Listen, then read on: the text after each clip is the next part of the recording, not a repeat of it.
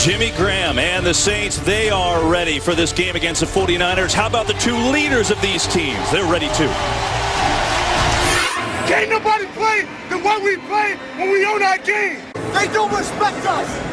Bottom line, you know how they're going to is we hit them in the mouth every play. They don't stand a chance and we know it. Let's go. Let's go, baby. Oh, man, I get fired up listening to that. How about that, John Lynch? Looks like we're going to have a brawl on our hands. I love it.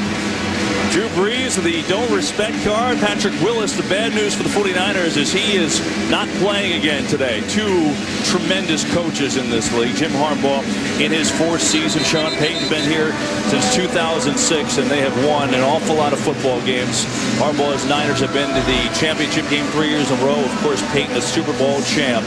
And two teams that are 4-4 and really could use a win today, and especially the 49ers coming off the game that they just came off of. There's no doubt about it.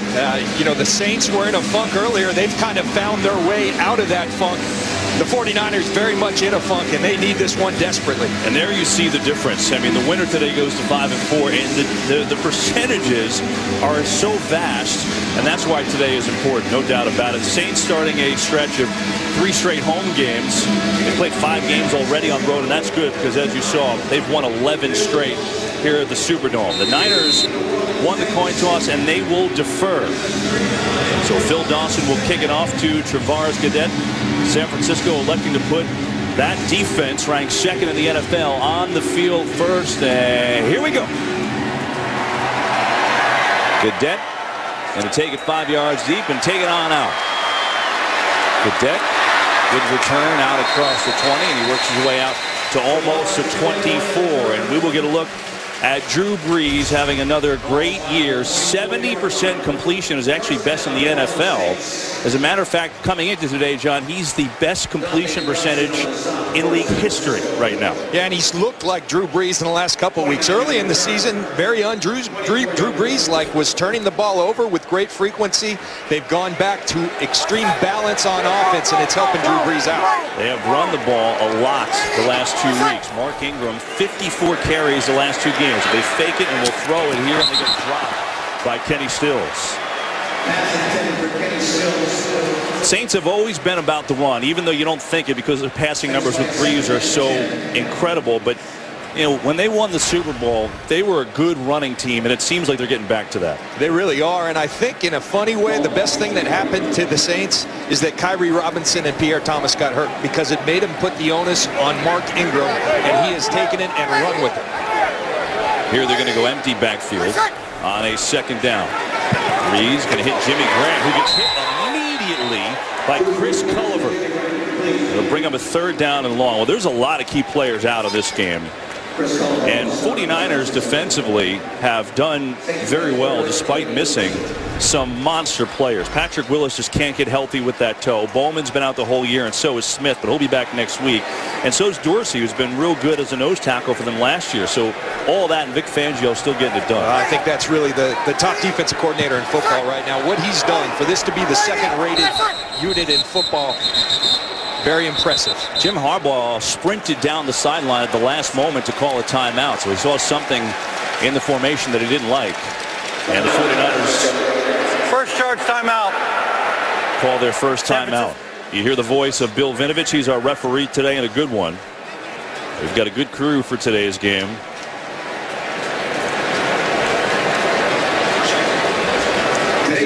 Interesting to use a timeout so early. It looked as if the Niners had 12 on the field. There's Tremaine Brock going, Chris Culliver, excuse me, going to run off the field, and Jim Harbaugh very alertly. You hate to waste a timeout like that, though, this early in this game. They did. I counted real quick there. It was 12 on the field. And so he does burn an early timeout. You know, Kevin, we saw the 2nd-ranked unit, but what they're missing, Aldon Smith, Patrick Willis, Navarro Bowman, is the splash plays that can turn a game. You haven't seen a lot of that from this unit. On this down, even though Brees has thrown some interceptions, the Saints have been terrific. 3rd in the league, converting nearly 52%. 3rd and 8. Brees going to come deep near shot, and it's intercepted. Intercepted by Antoine Buffet, and he's got room. Tripped up inside the 20.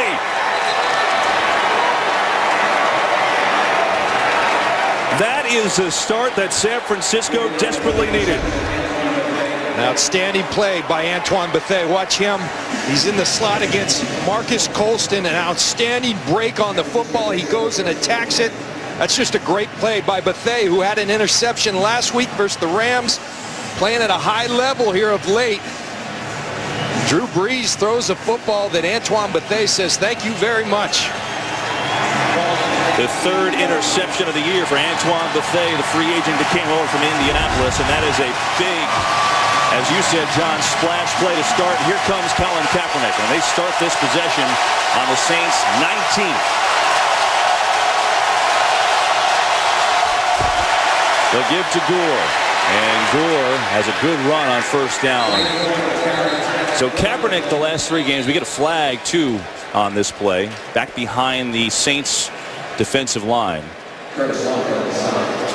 Vinovich in his 9th year. Personal foul.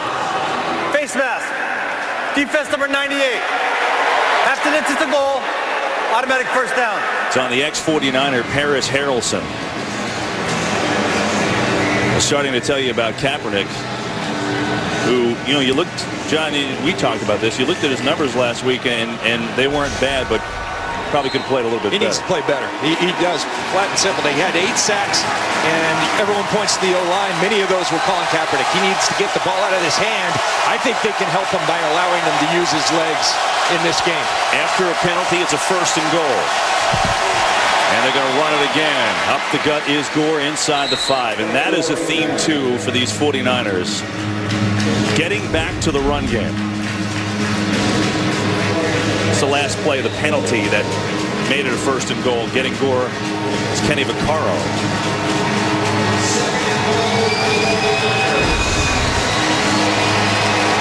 Rob Ryan looks like he's getting ready to play this down, too.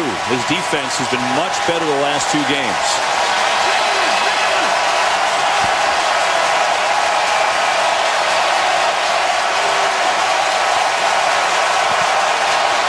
Second and goal. Running again. Frank Gore. Touchdown 49ers. What a start for San Francisco. Kevin, it couldn't have gone any better. They would have scripted it like this. An early turnover and a lot of Frank Gore. I said it in the open. When you're struggling, when you have your backs up against the wall, give it to your best players. And that's exactly what Frank Gore, even at 31 years old, is. A little zone read that they show in this series. The threat of Kaepernick running the football. Vernon Davis just leads him wide open into the end zone. Outstanding vision by Frank Gore, and walks in unimpeded. So Frank Gore, who has had less than 50 yards each of the last week, which is just unheard of for him and for this 49ers team. Already 3 carries, 12 yards, and a touchdown. Clearly the mindset is changed.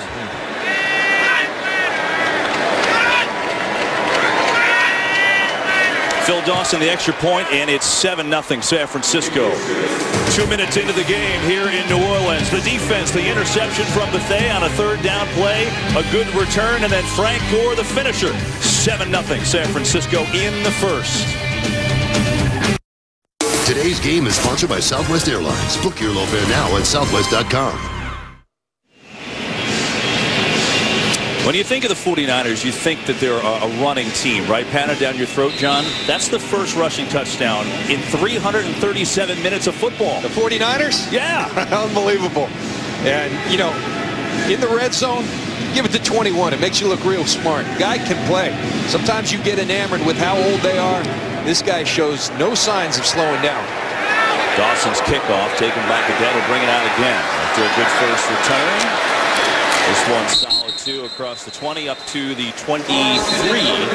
Corey Lemonier out on the stop, and so now it's Drees. I mean, you talked about the start for the Niners. Literally everything that has ailed them in the last few weeks, they did in a span of 2 minutes. No, it's really good. I mean, the one thing, this is a team defensively, they've been good yardage-wise, but those splash plays haven't been there. A lot of their great players, but they just offered them that. They get it back to their offense. A lot of Frank Gore, and that offensive line that struggled so mightily. What do they want to do? They want to run the football to help bail them out of the conundrum they're in. You had pointed out they've been off on the red zone for that as they give Up the middle to Ingram. Chris Borland made the tackle. Borland filling in for Patrick Willis, who's out again. He just can't get that toe healthy. But the rookie had 18 tackles in the game last week. He was all over the field. Incredible effort by Chris Borland. And you still feel like you miss Patrick Willis. Just the presence. We saw him. He is the leader. He's the heart and soul of this team in many ways. Run it again. And you go to the 30. See a third down and about 4. A lot of big names out of this game. We showed you some of them from the 49ers defense, and included on that last graphic was some of the guys have been out for the year. But they're missing 2 more linebackers today, Starter and Scuda, and then Willis. And then the Saints, they use all their running backs. Thomas and Robinson out, and their starting inside linebacker David Hawthorne is out as well. Meacham doesn't play all that much at wide receiver. So there are some big names out, as you would expect when you get to week 10. Third down for New Orleans. Brandon Cooks, the rookie, number 10 in motion. He's had a good year, and Breeze looks to him. Incomplete. They could not connect. It was Tremaine Brock on the coverage, and a 3-and-out for the Saints. Real nice job by Tremaine Brock playing the sticks. And that's something that's hard to do against the Saints because they're a little uncharacteristic that they don't always play to the sticks on third down. Tremaine Brock sees it, goes attacks it. Turnover, 3-and-out for the Saints offense to start the game. Thomas Morstead will punt it away. That is an incredible stat. 3.6 yards allowed. Morstead has had a great year punting too. Over 43, over 42 on the net average, 3rd in the NFL. And here another beauty of a kick, but it is returnable. Ellington, what a tackle. Looked like he had some room, but Vinny Sunseri came down and wrapped him up. And the 49ers will take over on their own 21-yard line. With this man, Frank Gore. Good start for him with a touchdown already. 7-0 San Francisco. Today's game is sponsored by Bud Light, who reminds fans to stay in the game and drink responsibly. They do it a little differently in New Orleans, John. And first time I'm calling a game here, this place is fun. It's a great environment down here. And they're into it now. 7-0 49ers after the turnover and the Frank Gore touchdown, but they start this drive on their own 21. Anquan Bolden in motion, number 81, and here is Gore again. Gore right up the gut, and a first down. So the 49ers have had 4 plays, and they've run all 4 to Frank Gore. You think they've changed their minds on what they want to do offensively? All the guy does is get you yards, productive yards, and he's the kind of player that lifts an entire team, not just the offense, the defense. He lifts everybody's spirits. I played with the guy in Tampa, Mike Allstott. We all wanted to watch him run someone over. That's Frank Gore. That's what he brings to this 49ers team. And the 49ers change up, and they put Gore back in the eye. Vance McDonald tight end, and a good block on that last play. Why not another run to Gore? This time the Saints are ready. Ramon Humber getting the start for David Hawthorne today on the tackle. That's their patented play, that power O, and they've run it a lot. Roman Humber says, enough of this, I'm going to get in your backfield. Nice play by Roman Humber. 49ers, a lot of talk about getting back to their identity, who they are, running the football. Well, they're doing it so far.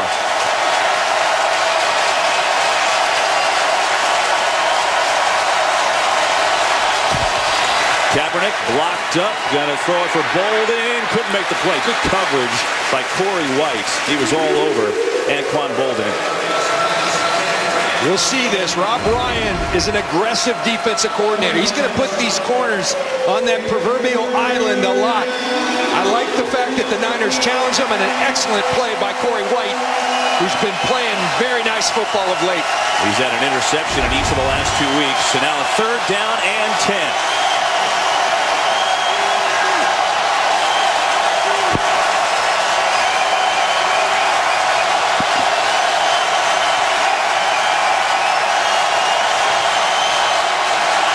Four-man rush. Kaepernick steps up, fires a bullet. It's caught by Bolden, and a first down. Anquan Boldin picks up 13, and he moves the chains. Kevin, I talked in the open. You feed your best players when you're struggling. We've seen a lot of Frank Gore, and we've seen Colin Kaepernick relying on Anquan Boldin, a money player. Sees a little seam, gets it in there. Anquan Boldin's going to deliver for you.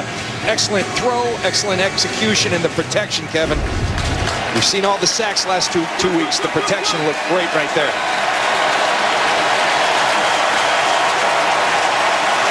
So a first down for San Francisco.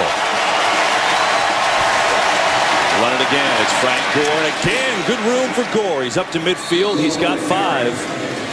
This offensive line, which has been so good and so consistent the last 2 weeks, has just fallen apart. I mean, you see 13 sacks the first 6 games. They've let up 14 sacks the last 2 games, which is an unbelievable number. They have, and you know, not all of it's on this offensive line. As I went back and watched the film, I think the plan, Greg Roman acknowledged that. He said, it starts with me. I need to do a better job of helping Colin. Colin's got to get the ball out. They got to have more answers for him. It starts with me, said Greg Roman, and I like the plan thus far. Second down and 5. Blitz blocked up. Kaepernick going far side, incomplete. We have Vernon Davis over there. 49ers would love to get him going. He's had a quiet season. Well, John, the Saints have won their last 2 games, and there's been a lot of things that have worked in doing so, but clearly the defense has amped it up. Well, we saw them week 1 in Atlanta, and I was really excited about this defense. Number 2 in the league last year. It just couldn't have started worse for them. They were god-awful early in the year. They've gotten back to basics under Rob Ryan. This front is getting after it. Keenan Lewis, their cornerback, playing better than anybody in the league at his position.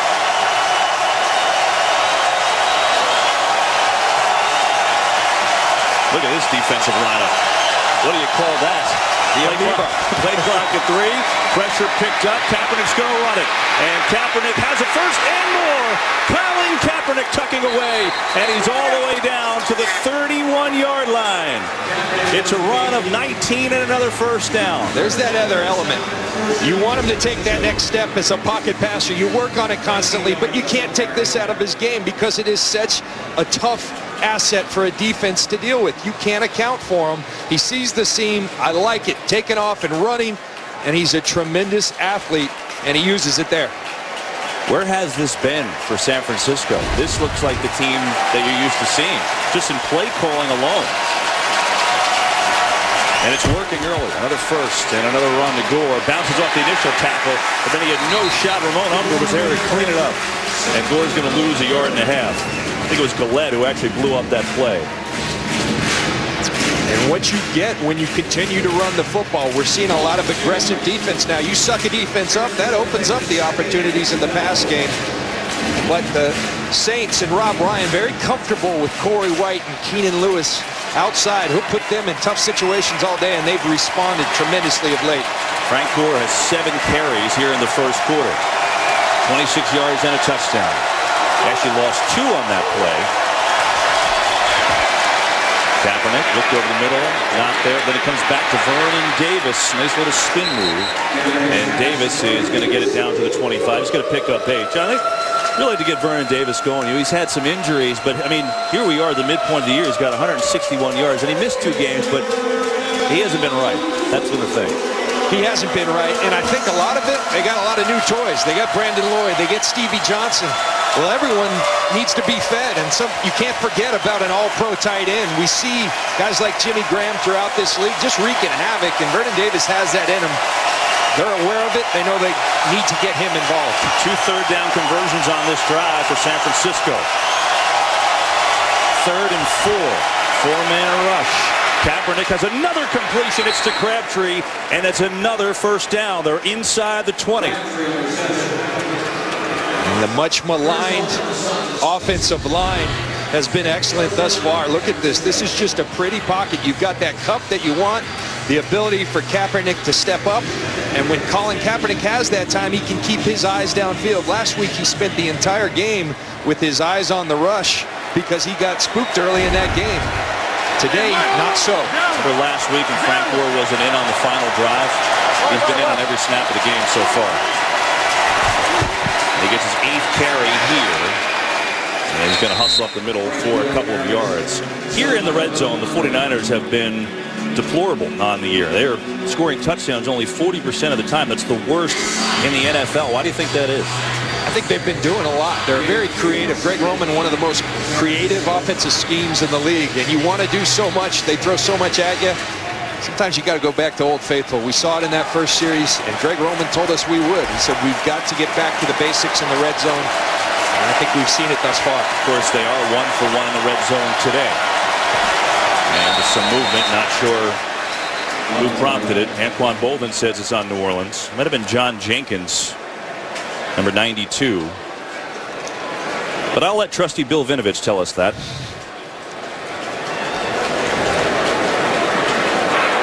Encroachment. Defense number 92. 5-yard penalty. Still second down. Bill just wanted to make me look good there, Johnny. Well, you can't miss him. Big old John Jenkins right over the center.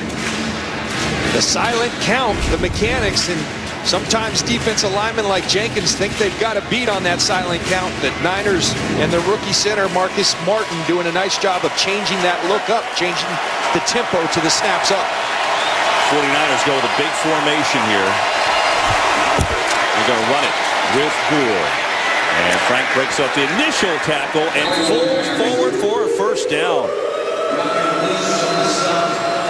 Kevin, you mentioned falling forward. That's what Frank Gore does. He gets small behind those gargantuan offensive line. He runs into what looks like not a whole lot, but he stays patient.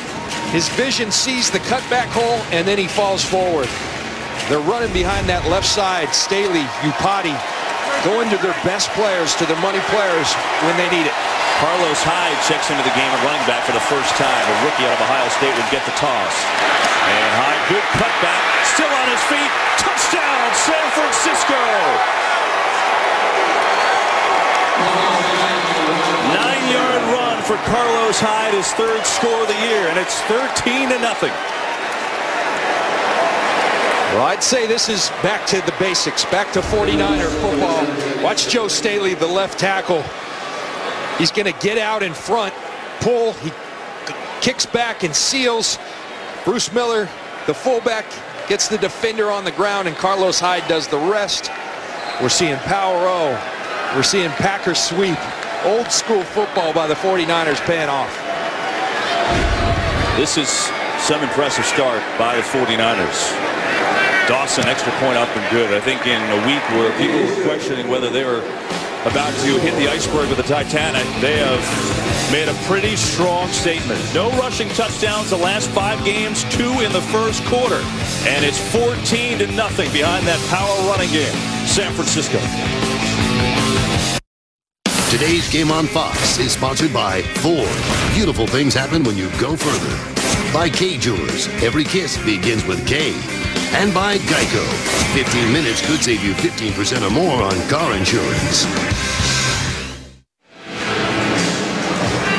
If you like architecture, this is a great place to come. Just walk around New Orleans.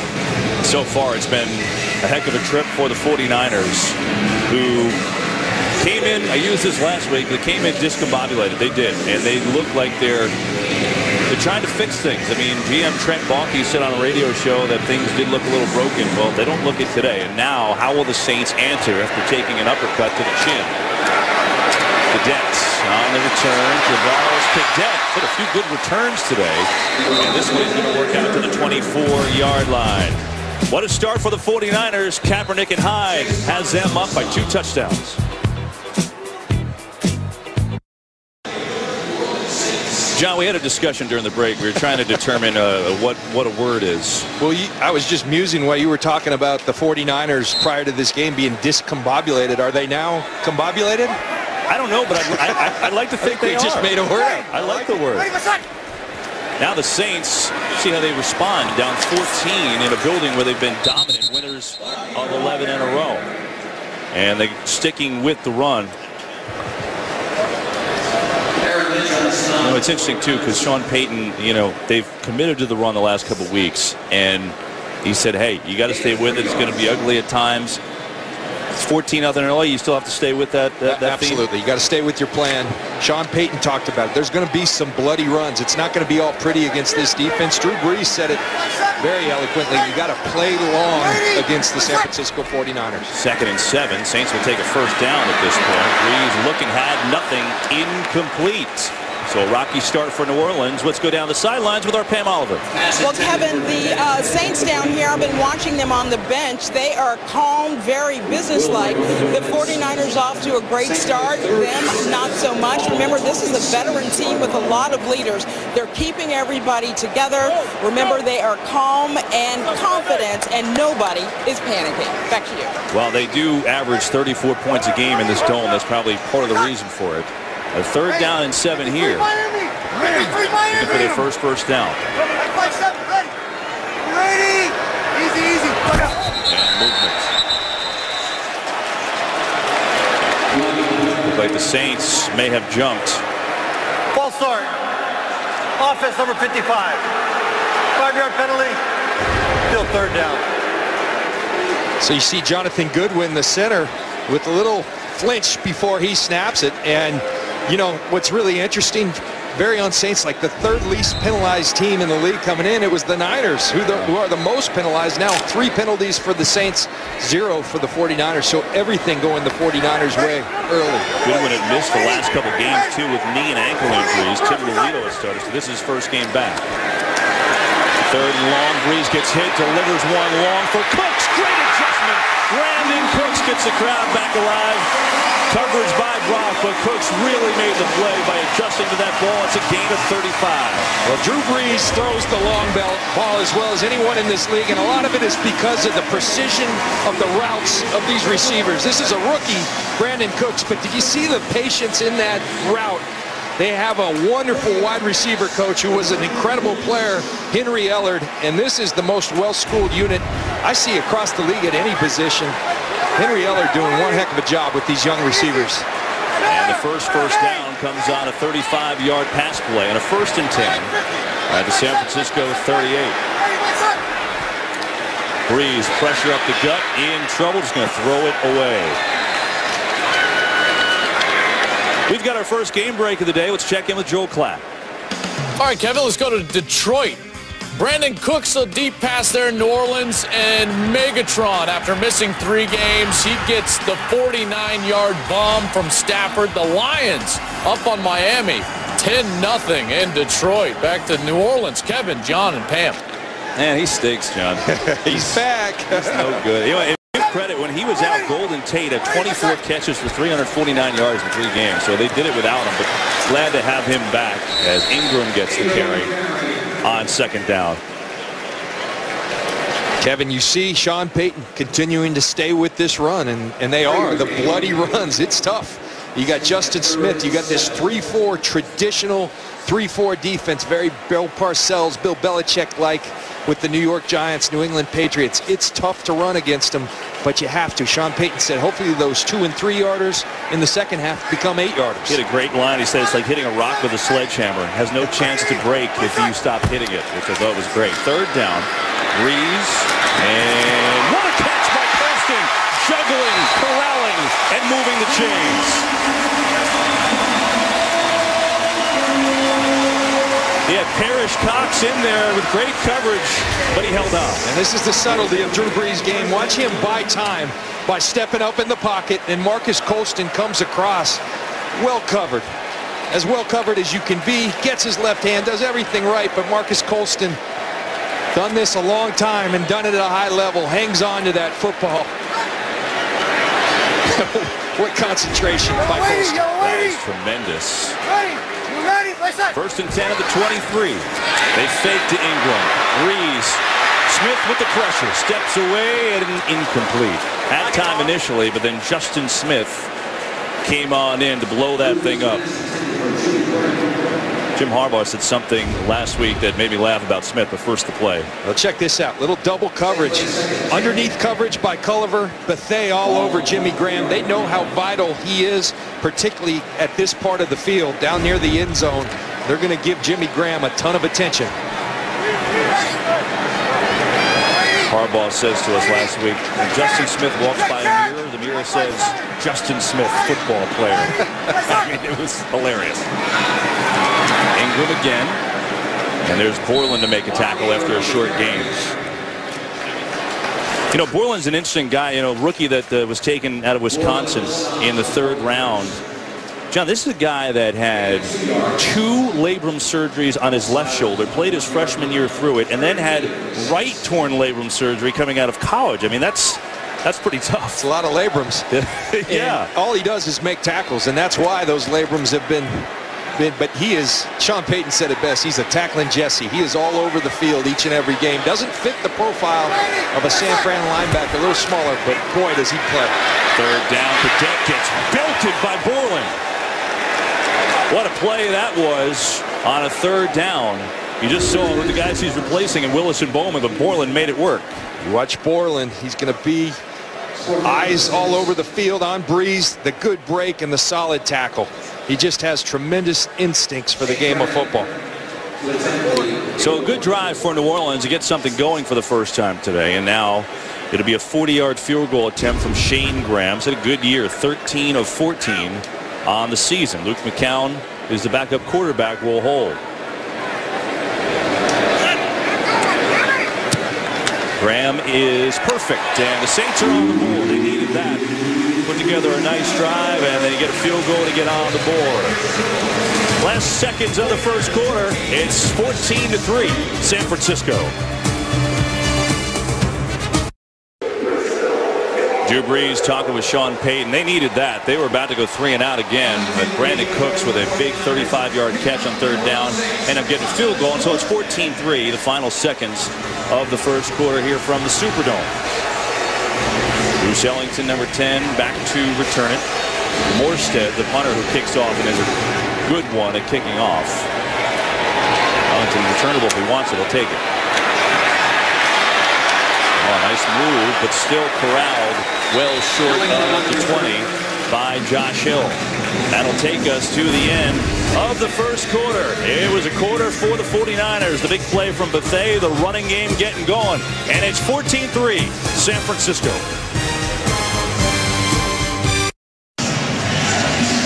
Slight improvement from the 49ers run game. 80 yards in the loss to the Rams last week. 60 yards already through 1 quarter this week. Greg Roman, the offensive coordinator, was so feisty in our meeting yesterday. You could tell he was ready to get this game going. He was ready to play. He had a lot of personal blame for himself too. He said, "Hey, it's on me. I got to do a better job." And they are running the ball effectively. Frank Gore gets it again, and he's out near another 1st down. And as I said earlier, they're doing it behind this left side. Staley, Upati, those big boys letting them block down, and then Miller doing an outstanding job as that fullback. Creating the holes in just a little bit of space is all Frank Gore needs, and he will fall forward. 10 carries, 41 yards for Frank Gore. And again, San Francisco just with 1 wideout as they go with the jumbo formation. It's Vance McDonald, backup tight end in motion. They give to Miller, the up back, and he has got a 1st down. Well, Gore is really, I think, the heart and soul of this 49ers team. And you talk about this is so weird. Where's the gold rush? 5 straight games without a rushing touchdown coming in. See why it's important. 150 yards rushing, they don't lose. Fewer than that, well, they're kind of an average team. And when Frank Gore under Jim Harbaugh has 100 or more, they have not lost a game. It's pretty obvious. Yeah. Give it to 21, and I know the games dictate some of that, but the guy can play and play at a very high level. Kaepernick going for Bolden. He's got it. And there's a penalty to boot. And Quan Bolden has it, and it might be on him. It is. The indication it's a push-off on Bolden. Corey White on the coverage. Well, this is what running the football does. Offense number 81. 10-yard penalty. Deep 1st down. That's a tough one. That is very tough. I mean, some contact there. But that's not one that is typically called. But what's good for the 49ers is they're getting these one-on-one situations. You see him extend the arm, but that usually goes uncalled.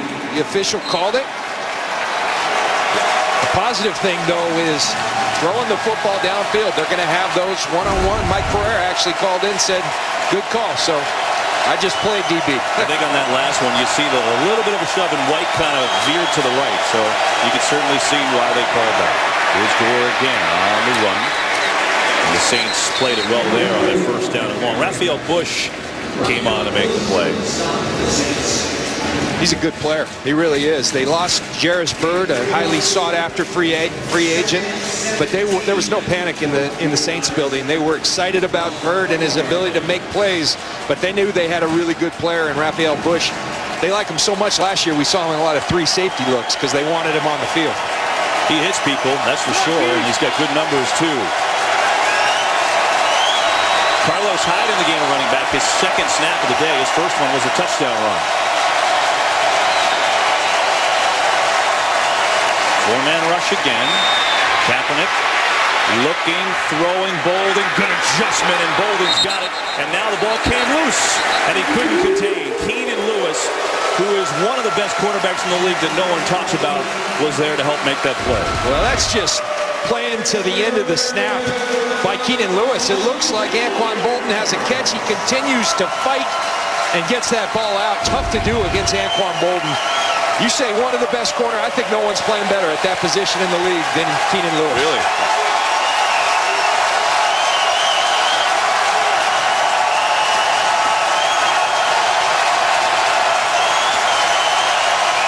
'49ers need to get to the 38 on 3rd down. Kaepernick keeping, and the Saints had it played very, very well. Patrick Robinson did not fall for that at all, and they'll have to punt it away. That's a big stop. You get some points on the board. You didn't get the touchdown you wanted, but you got some points, and you needed to follow that up with the stop. The Saints defense delivers. Brandon Cooks has not had a great year returning punts, but he certainly has the ability to do it. Andy Lee. It's a short one. So Andy Lee, who had a bad punt that hurt them last week, a 23-yarder late, and not to his best here, and the Saints have good field position. Why not send out one of the best in the game? Drew Brees, and the Saints down 14-3. We're coming back. Today's Game on Fox is sponsored by Chevrolet. Find new roads. By Burger King. For a limited time, get 10 chicken nuggets for just $1.49. And by Exodus Gods and Kings, December 12th, only in theaters. Well, during the break, Colin Kaepernick and Anquan Bolden talking. They're usually such a good connection, but pass interference play, and then Bolden got the next one knocked away. And a big stop for the Saints defense. They trail at 14-3 and have good field position on their own 40. They'll run it to Ingram. Mark Ingram's going to have about a 5-yard gain on 1st down. So clearly the Saints sticking with the run too. And Drew Brees was telling us something interesting today about the philosophy against these 49ers. Well, because he's played the 49ers well. Not a lot of people have had success over the years. He has. He says the philosophy, you just have to play long. You got to play smart, exact, and you can't get frustrated. 2 to 3 yards is a good run. It's okay to punt. And so that's kind of how this thing's played out. He didn't talk about the turnover, which he had early, but you can see that. They're just sticking with their plan. Good throw, Jimmy Graham after the tackle by Buffet. But Jimmy Graham's first catch of the day. And it moves the chains for the Saints. It's a 9-yard pickup. Such a fabulous player, Jimmy Graham, and Drew Brees loves throwing to him. Takes the hit from Buffet. That's what the Niners do so well. You may catch it.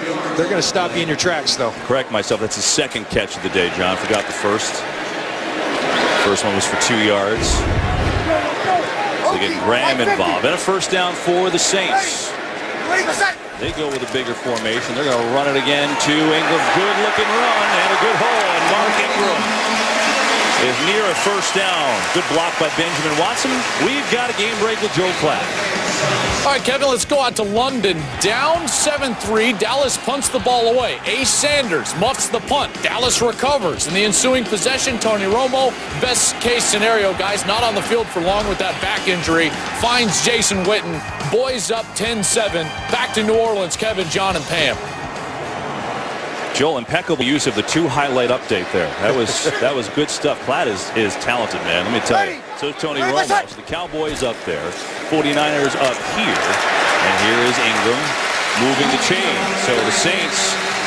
We talked about the 49ers sticking with the run, and Mark Ingram in a 4-day span, John, had 54 carries. They played on Sunday night and then on Thursday night, and he's already got 8 carries for 35 yards. And I think it's just what Mark Ingram needed. He's a first-round pick that a lot of people even use the word bust with. It didn't happen right away. Sean Payton says it's all about his health. His feet are feeling good. When your feet are hurting as a running back, that's a bad deal. He's healthy, and it's showing on the field, and he really is taking his opportunity and rolling with it. Breeze on first down, all kinds of time. Finally for Cooks. He's got it. Touchdown, New Orleans.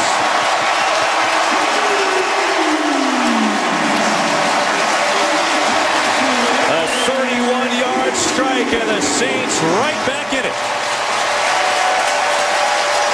This would be called a shot play. And talking to Drew Brees, he said, we're very strategic in our shot plays. We don't just throw shots. We design them. We dial them up.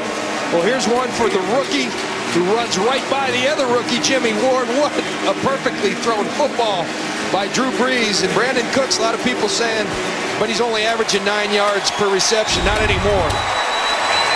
That's his 3rd touchdown of the season. So already Cooks has a 35-yard catch in this one. That was a 31-yard catch, and you could not throw a ball any better than that. The Saints down 14-0 early are right back in this thing. Extra point up and good. We've got ourselves a game here at the Superdome, baby.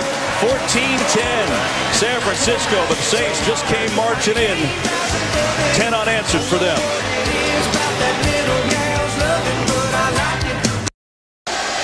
Well, the Saints love the vertical passing game, but here's what allows it. Watch Eric Reed, the 2nd-year safety.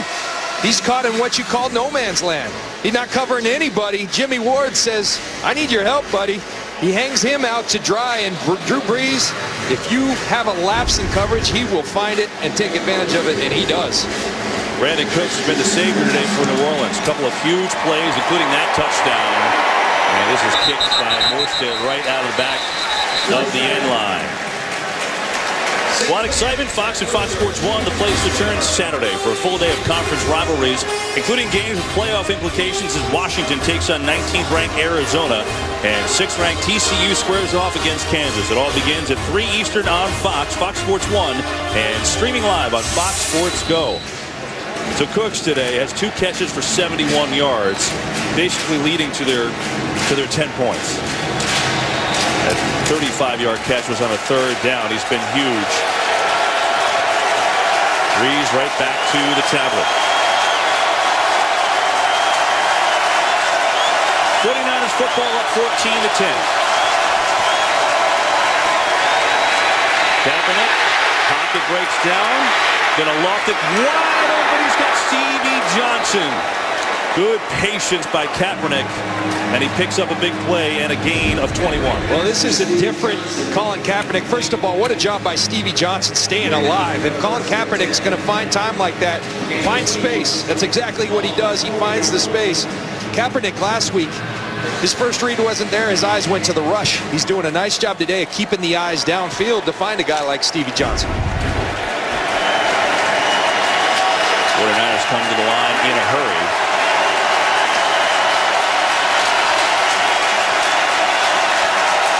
Got a 3 tight end set here, and they fake the run to Gore. Kaepernick, little low throw for Davis, incomplete. It's a tough one to handle for Vernon Davis. It'll be a 2nd down. So it's been, let's see, 49ers came out with a haymaker, 14-0, great start, but the Saints answer right back. Now what do we settle into here? Well, you know what I think you're seeing? I think you're seeing 2 pretty good football teams. They got in funks for whatever reasons early in the year, and they know how important this game is. And like you said, they're throwing haymakers. And I think we got a great football game in front of us. They're playing physical football, well-played football. Just going to see who lasts the longest. Yeah, 4-4 records. It just doesn't feel like that fits with these teams. 2nd and 10, it's Gore. Again, showing some patience, but not a whole lot there. Saints were ready. Parrish Harrelson, the one-time 49er, on the tackle, and that'll bring up 3rd down.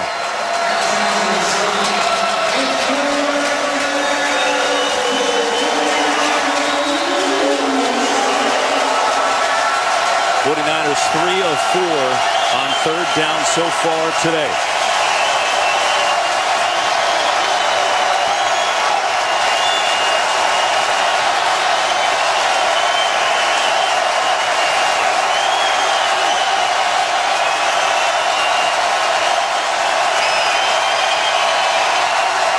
Play clock at 3. Hits Bolden, and there's a first down. So Anquan Bolden holds on to that one.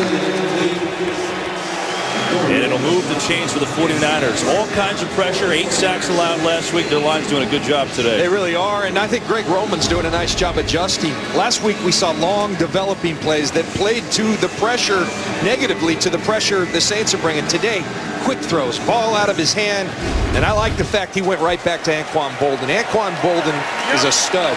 He had a rough series last series, go right back to him. Greg Roman said, I can help that. I have to do a better job. The sacks are on me. So it's interesting to bring up the play calling aspect of it. Here's Gore, and he gets driven back there, nowhere to go. Good pressure from the Saints at right side of the line. The thing you're starting to see, though, the Saints defense, Rob Ryan, he's a Ryan, so he's got aggressiveness in his blood. His dad did, his brother does. Sean Payton's tried to rein him in a little, but we're seeing the Niners have success running the ball. That defense starting to suck up, so here comes the play action. That's why running the football effectively just opens up your entire playbook. Gore lost 2 yards there. Overwhelmingly runs for the 49ers. Bruce Miller, number 49, the fullback, split out to the bottom of your screen. And now Kaepernick calls a timeout. So the 49ers take their second timeout of the half.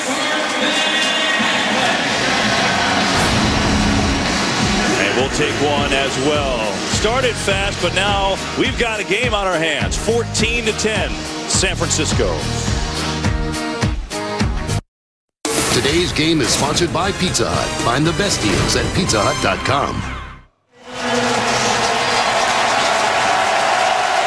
6:12 to go, first half. It's been a good one, just like we thought. 14-10. 49ers up on the Saints. They've got a 2nd and 12 at the 48. I believe this is the first time they've gone empty backfield today. Kaepernick over the middle, and a nice completion to Anquan Bolden, right down the seam. Boy, I tell you what, it is fun to watch this guy when he throws his fastball. You see the void in the zone, and whoop, there comes that ball from Kaepernick to Bolden. He throws one of the prettiest balls in football when he has the time, and Anquan Bolden fired up. Pickup of 23. And a first down from the 25 as Bolden goes in motion. Here's Gore. Right up the middle, it's Frank Gore. And he's got a first down to the 15-yard line. Every time they've run this play, it's been to their left behind Staley, Upati, Alex Boone pulling, Vance McDonald. The tight end comes, and Frank Gore. Now, arm tackles won't do it against him. He's going to hit the hole and hit it hard. And again, falling forward. Everybody loves Frank Gore. Rob Ryan's talking about him. He said, I love the guy. That guy, Vance McDonald, John, give him credit. He was drafted last year out of Rice as a pass-catching tight end. He's really turned into a good blocker at this level. We've seen it already today a few times. Kaepernick to throw, going for the fade. Bolden! He's got it! Touchdown!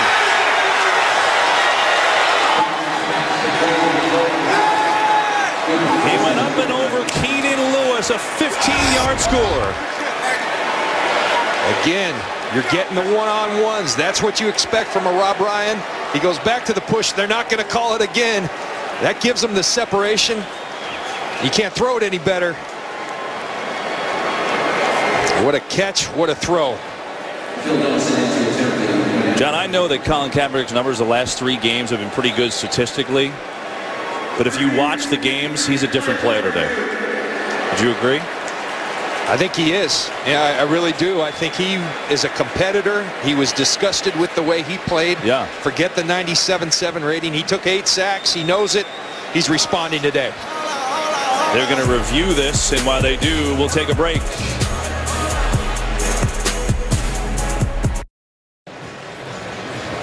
And I think we're going to have a confirmed touchdown. Look at that right knee. That's down before the left forearm elbow. And like John Madden used to say, his book was called it, 1 knee equals 2 feet. Yep, and he maintains possession. See, the ball never moves in that vice grip hands of Anquan Boldin. So the knee goes down. He maintained possession throughout. It's a touchdown. But here we go from Bill After Vintage. reviewing the play, ruling on the field is confirmed. Touchdown. There you go. 3rd touchdown of the year for Anquan Boldin. And Colin Kaepernick is red hot today.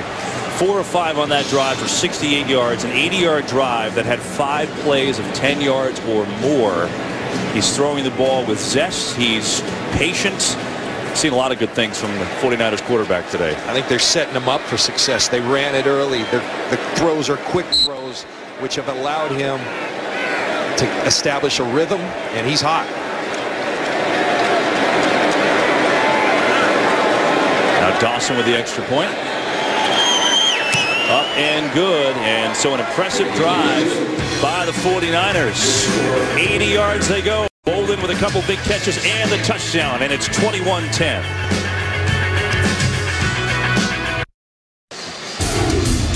Well, Fox, tonight we've got big laughs when the Frank Gore of Fox, Homer Simpson, and the Simpsons go back to Futurama. We're quoting you there, John.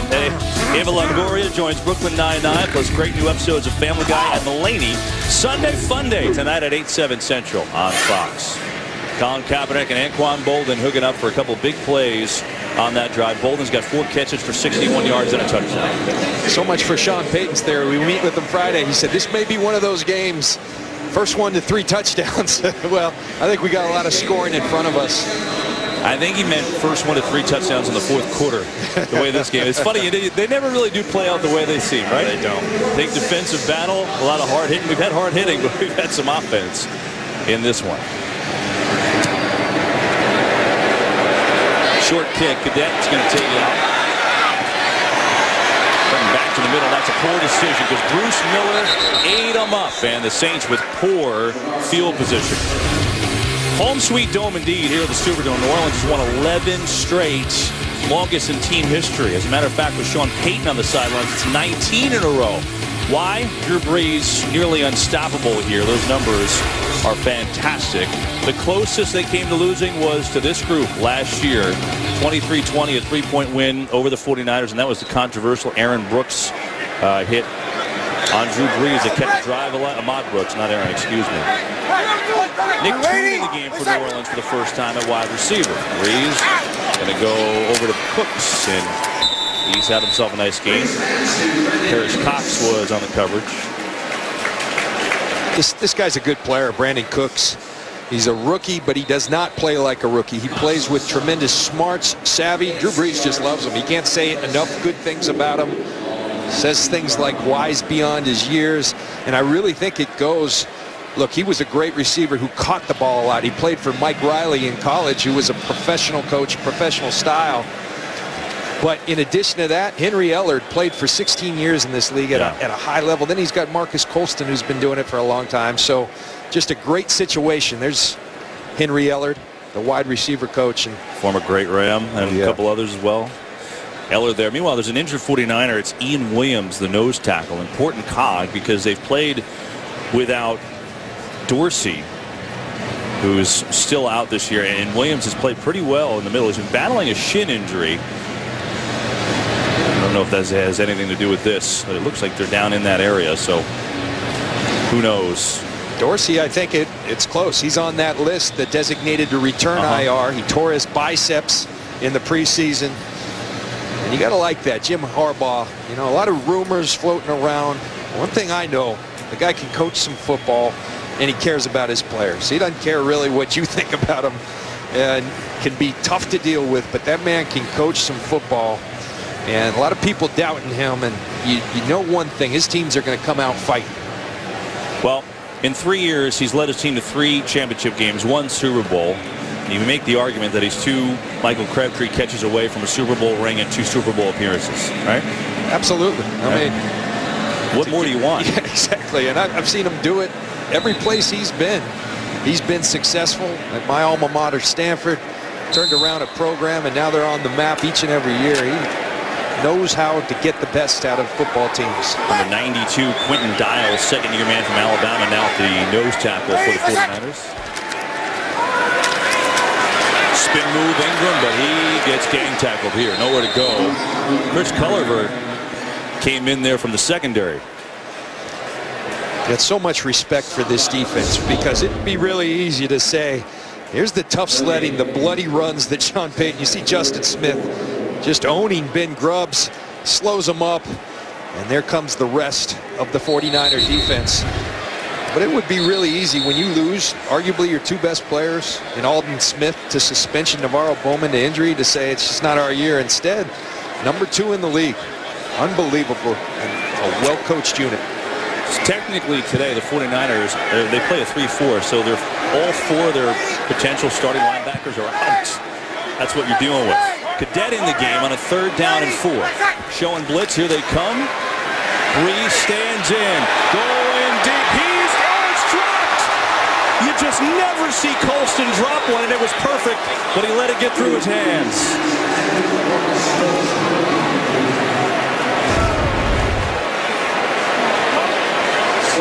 See the eyes? He does everything right. The concentration, except bring those eyes all the way down. And Drew knows that's one that got away.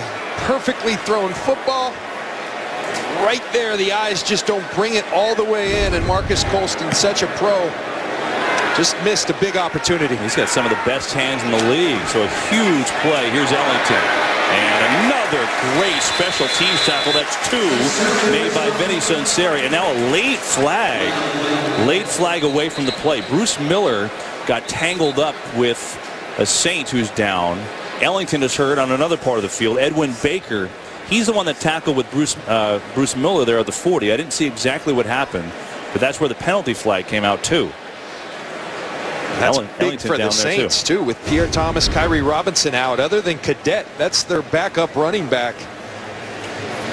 Ooh, runs into his own, blocked into his own teammate. He went down hard. I mean, his face planted on that turf, and he hasn't really moved too much. Now he gets up. Okay, so that's a good sign.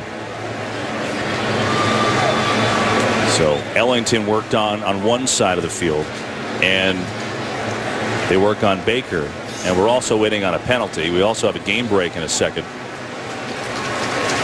We're multitasking, John. That's what we do. All right, so Baker, he's a little wobbly getting up. Now Ellington, the rookie, on that return. Going to wait for Bill Vinovich's call. Meanwhile, 2 great special teams play by Vinny Sunseri, the rookie from Alabama. Here's the penalty. Bill, anytime. He's staring us down. You're good, there Bill. was no foul on the play for an illegal block in the back as the runner was being tackled at the same time as the block. San Francisco keeps the ball. First down. There you go. Good explanation. That's why he had to kind of correlate with all the officials to discuss that Ellington is in some rough shape. Let's get that game break now with Joel Klatt. All right, Kevin, as you guys are multitasking, I'll give you this sensational play by Des Bryant. A little dump off from Romo, and he takes it up the rail. John Lynch, where's the tackling? Where's the tackling? Nobody's tackling Des Bryant. That's a touchdown. 17-7. Des Bryant takes it in. Of course, his birthday was a couple of days ago. Apparently, a bunch of Cowboys missed curfew because of it. Kevin, John, and Pam. Well, you know, they're in London, and I guess things happen, but right now it's not showing. I'll tell you what. Tough effort by Tony Romo. Don't ever question his toughness. Brad Johnson, quarterback of our Super Bowl team in Tampa, had that same injury. Said the most painful thing he's ever had. And Tony Romo playing a week after, that's unbelievable. 49ers football up 21-10, 3:08 to go in the half. They've got 1 timeout left. Airing it out. Bolden's open, and he's got him again. Pretty pass from Colin Kaepernick, and he's into Saints territory out at the 46-yard line. It's a 25-yard hookup. Well, what Kaepernick is saying, Greg Roman, their offensive coordinator, you keep giving me one-on-one coverage, we will wear you out with Anquan Bolden. And Kaepernick's accuracy is so much better than it was last week. His poise, his play, he looks like a different quarterback. What a throw. Right in the breadbasket of Anquan Bolden. You called at the beginning of this game for the 49ers if they want to get back to winning to go to Bolden and Gore. Bolden's got 86 yards and a touchdown. Gore's got 56 yards and a touchdown. Fake it to him here. Again, great protection. Going deep. Davis is there. Can't make the play. Saints had it bottled up with double coverage. It was Keenan Lewis coming in for the help. And I like that. You're trying to get Vernon Davis back involved in the game, and boy, would that be huge. Keenan Lewis, you cannot afford to lose him. Came down hard on that left knee on the turf, and boy, you have to have him, and he's going to come off the field. That's tough. Oh, man. I mean, he's a guy they put on an island. Looking into that left knee, Keenan Lewis, a New Orleans native who came here from Pittsburgh, signed a $26 million deal, is just tremendous. And he's played, you know, John, you said it, you think he's been the best cornerback in the league this year, which will tell you all you need to know from a Hall of Fame caliber safety like yourself. I mean, that says something. Well, I tell you what, Sean Payton told me a really interesting story. When he came here via free agency, he was their second choice. A guy by the name of Derek Cox, who's no longer in the NFL, went out to the San Diego Chargers, a high-priced free agent. Sean Payton got in negotiations. It looked like they were going with Cox. Cox asked him to see the depth chart, and Payton said, I don't want a cornerback worried about being the starter or not. I want some confidence. They brought Keenan Lewis in, and Sean Payton, the moral of the story is sometimes your second choice is the best one you've ever made, and he made a great one, as did Mickey Loomis, the great GM here, with Keenan Lewis. Well, you could see he's grimacing and trying to walk it off, and it was not happening. And you go from Lewis to a rookie in Brian Dixon, a free agent rookie out of Northwest Missouri State, number 20. And the way 49ers are running the ball, the way they're taking shots, I wonder how that changes Rob Ryan's thinking. Well, Rob Ryan asks a lot of his corners. I mean, he does. He'll play cover zero, meaning no safeties in the middle of the field out of press coverage. No one does that. Rob Ryan does. And so you better be strong at the cornerback position. This would be a big blow. There's Brian Dixon. So Lewis walking gingerly. And it will be the rookie Dixon, number 20, in at corner. And we'll see if the 49ers go right to him. They've been running the ball, but you wonder if they go and try and attack Dixon. And if I'm Rob Ryan, I'm giving Dixon some help right now. Don't do that to the young man. Give him a safety over the top. Dixon is going to be matched up with Crabtree here at the bottom of your screen. And second down, we're going to run it to Gore. And you know, you see that play almost looked a little like a little read option, John, and that has completely disappeared for the most part from this 49ers offense. That's what Kaepernick was made of early on. Yeah, it's the zone read, and it's tough on a defense. You can't account for everybody. I think people in this league gave up on it way too easy. The thing I believe with Colin Kaepernick, you got a great luxury. He's 230 pounds. Yeah, I don't have to worry about him getting injured running the football, so I love that. That takes us to the 2-minute warning from New Orleans. 49ers have the football. They've got a third down, one timeout left, and they've got the lead. 21-10, San Francisco over New Orleans. 2 minutes to go, first half.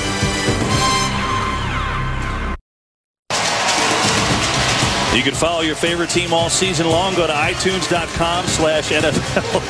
Those guys are here a lot. The Rob Ryan and Sean Payton lookalikes. Pretty great. It's a third down and 9, 2 minutes to go in the first half. 21-10, 49ers. And this is where I'm going. No safety help. Brian Dixon in for Keenan Lewis. If I'm Colin Kaepernick, I'm going to Stevie Johnson. Here comes everybody. It's blocked up. Kaepernick to Crabtree, and it's incomplete. Kaepernick had to get rid of it, but it looked like Crabtree didn't turn around until late either.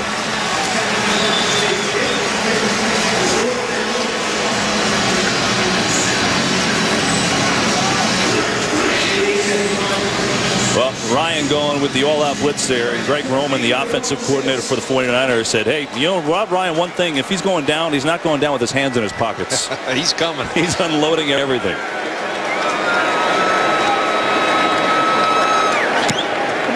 Andy Lee. High punt, and look at this. Down by the great Kasim Osgood, the Pro Bowl special teams player, inside the 5.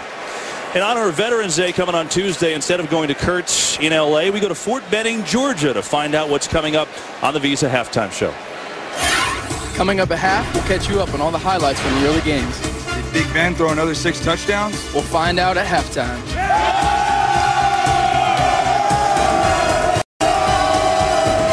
Hey, give them a deal. Good job, guys and gals. That's great.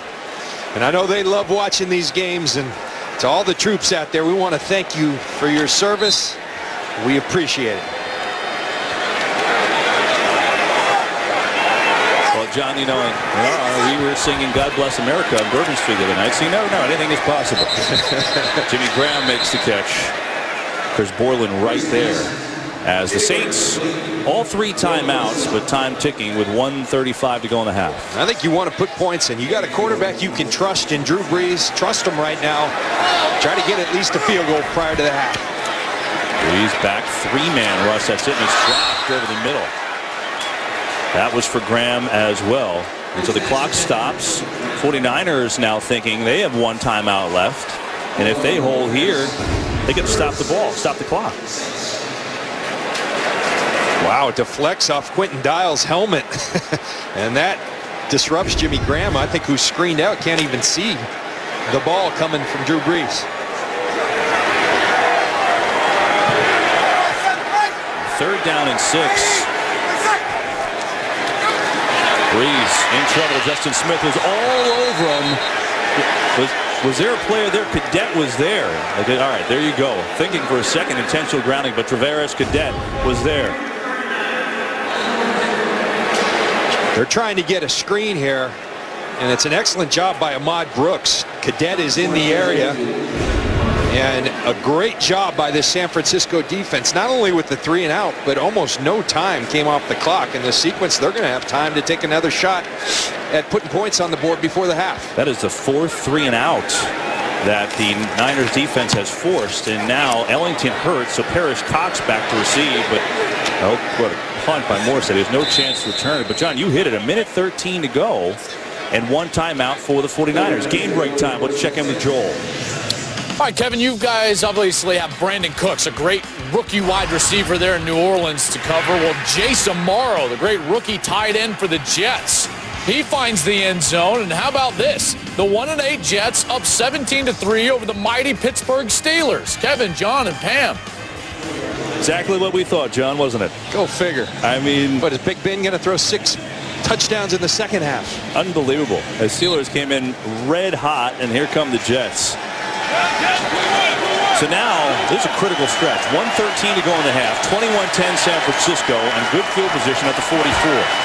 1 timeout. Kaepernick in trouble, and he fumbled the football. Cam Jordan's got it for the Saints. What a time for a turnover. Tyron Walker made the play, and Cam Jordan recovered it. I think it's just the one weakness in Kaepernick's game right now. You got to know when to say when and throw it away. It's not always going to be something down the field. If you don't like it, throw it away. Instead, he tries to run with it. Tyron Walker knocks it out. It's that right hand of Tyron Walker. And Cam Jordan falls in it. A huge mistake for Colin Kaepernick and the 49ers. I mean, at the very least, you're going up 11 at the break. Now, here are the Saints with all 3 timeouts and 1:06 to go in the half. Travaris Cadet in motion. Brees. Pocket coming apart. Gets it to Cadet on the cross. Borland tackles him immediately.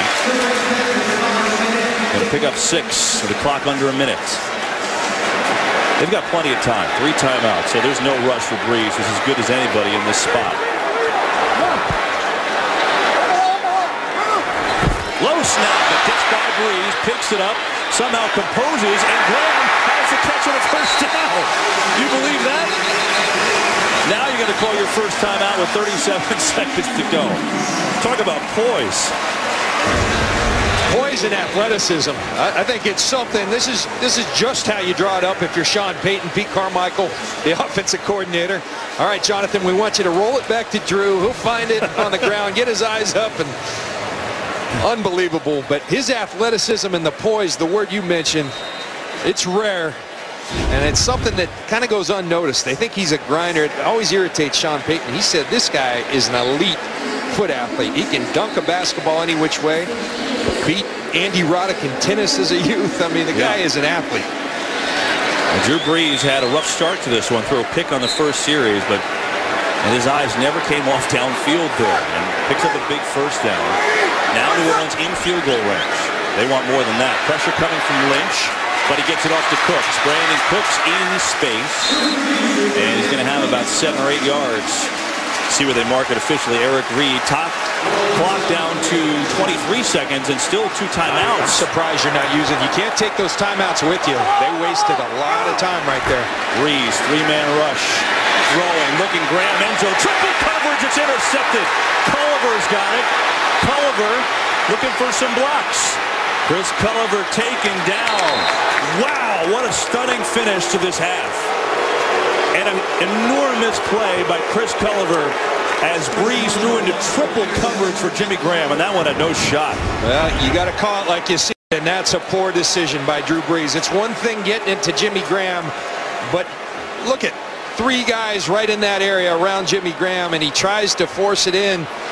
It's one thing one-on-one to give Jimmy Graham a chance, but that's just too many guys there. I thought it was poor clock management and then a poor decision by Brees. Drew knows it. Well, Jim Harbaugh was a big fan.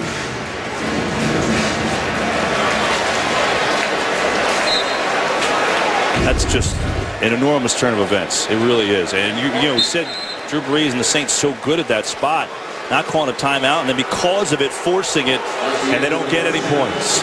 And so at the break from New Orleans, it's been a good half for the 49ers. 21-10. They lead it here at the Superdome. Running game got going.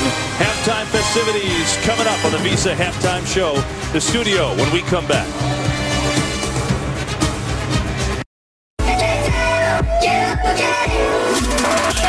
Get down!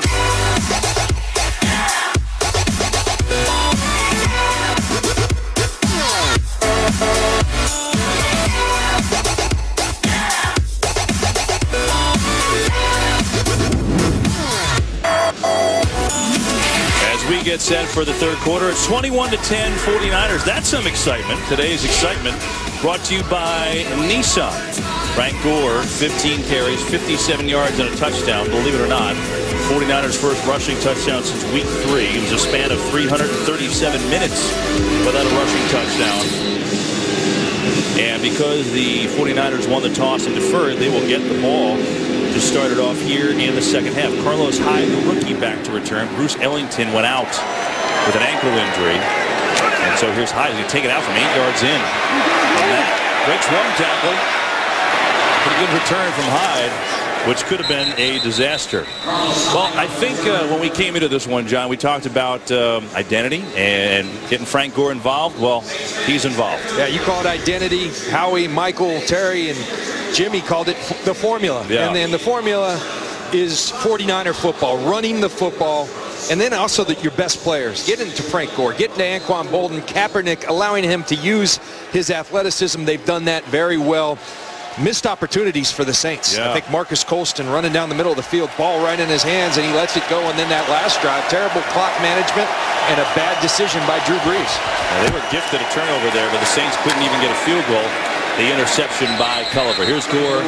Not much going. Let's go down the sidelines with Pam Oliver.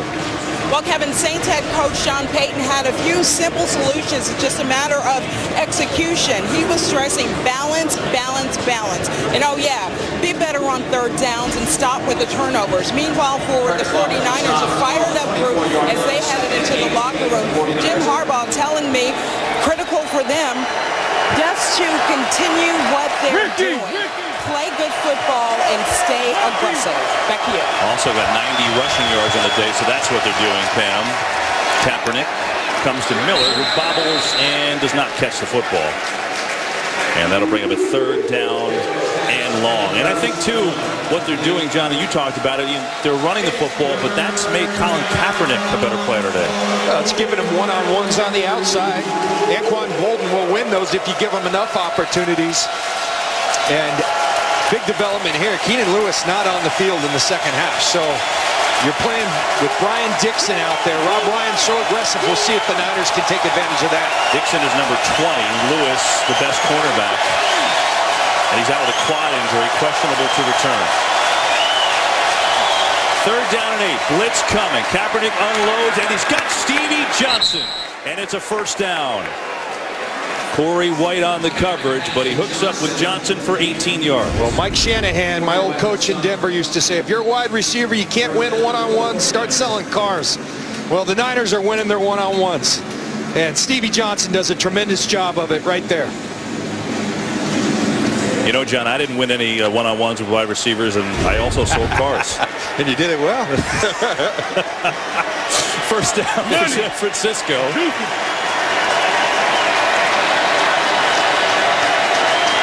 McDonald in motion. And here's Gore. Stacked up pretty good at the line of scrimmage that time. Junior Gillette and a host of others was there. So both teams coming into this game at 4-4. And obviously important for both. But because of the NFC West, because Arizona is 7-1, there was a more important field, that's the right word, for San Francisco. Yeah, the NFC South has really bailed the Saints out. Nobody wants to go and claim that. They're on top of it at 4-4. So the Saints 4-4 looks a whole lot prettier moving forward than does the Niners, and so much more important for both, but a must-win, as Joe Staley said, for the 49ers. Plenty more of the time to go in this one, though, is Gore.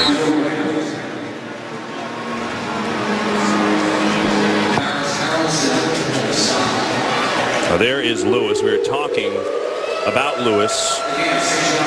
Well, he's got the uniform on, so that's a good sign for maybe coming back. It's a good sign, but not a good sign that he's not out there, particularly here on 3rd down. This is where Rob Ryan likes to spin the dial, spin that Rolodex of blitzes. Keenan Lewis trying to work it out, but not on the field. Empty backfield on 3rd down. Kaepernick rolls out. Bolden incomplete. Throw wasn't exactly where it needed to be on that particular play, and the 49ers will punt. We've seen a couple of the most sure-handed guys in the league, Marcus Colston and Anquan Bolden, have their drops. The ball that I promise you Anquan Bolden expects himself to catch. Oh, I agree. But I don't know if he caught it if he would have had the 1st down, because he had to reach way behind him there. So a missed opportunity. And they will punt it away. Brandon Cooks waits back deep. And the lead. Fair catch called for by Cooks. And the Saints will have their first possession of the second half when we come back. So Bolden with the drop. It's the Niners in front, 21-10. Today's Game on Fox is sponsored by Southwest Airlines. Book your low fare now at southwest.com. By KFC, the world's best chicken. How do you KFC? By Visa Checkout, the easier way to pay online. And by the new Samsung Galaxy S5. The next big thing is here. Well, Drew Brees hasn't had his best day today. A couple of interceptions, one on the opening possession, which led to the first 49ers touchdown. A bad one at the end of the half there. Brandon Cooks has been really the Saints offense, at least in the passing game. Their football down 21-10. Get it to Mark Ingram. They've stayed consistent running the ball. It's his 10th carry now for Ingram. And you heard Pam Oliver say that Sean Payton, that's the one thing, the first thing he mentioned, balance. He's going to stick with that running game. I thought it was starting to pay dividends already late in that first half. They just couldn't capitalize on it. The turnovers are hurt. I think wise to stay balanced.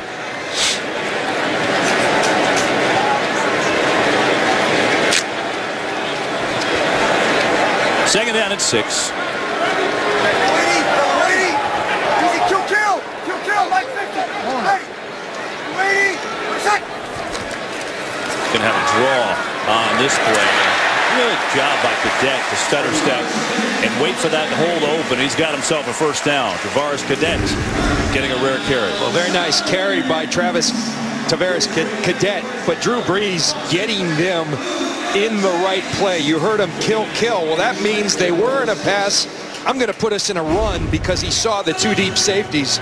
Drew Brees commanding the offense and Cadet with a fine run. Ingram back in the game now in the eye. That's Ben Watson, the tight end, 82. Here's Ingram up the middle. Strong run for Ingram. Brooks rides him down, but not before he picks up 11.5 yards.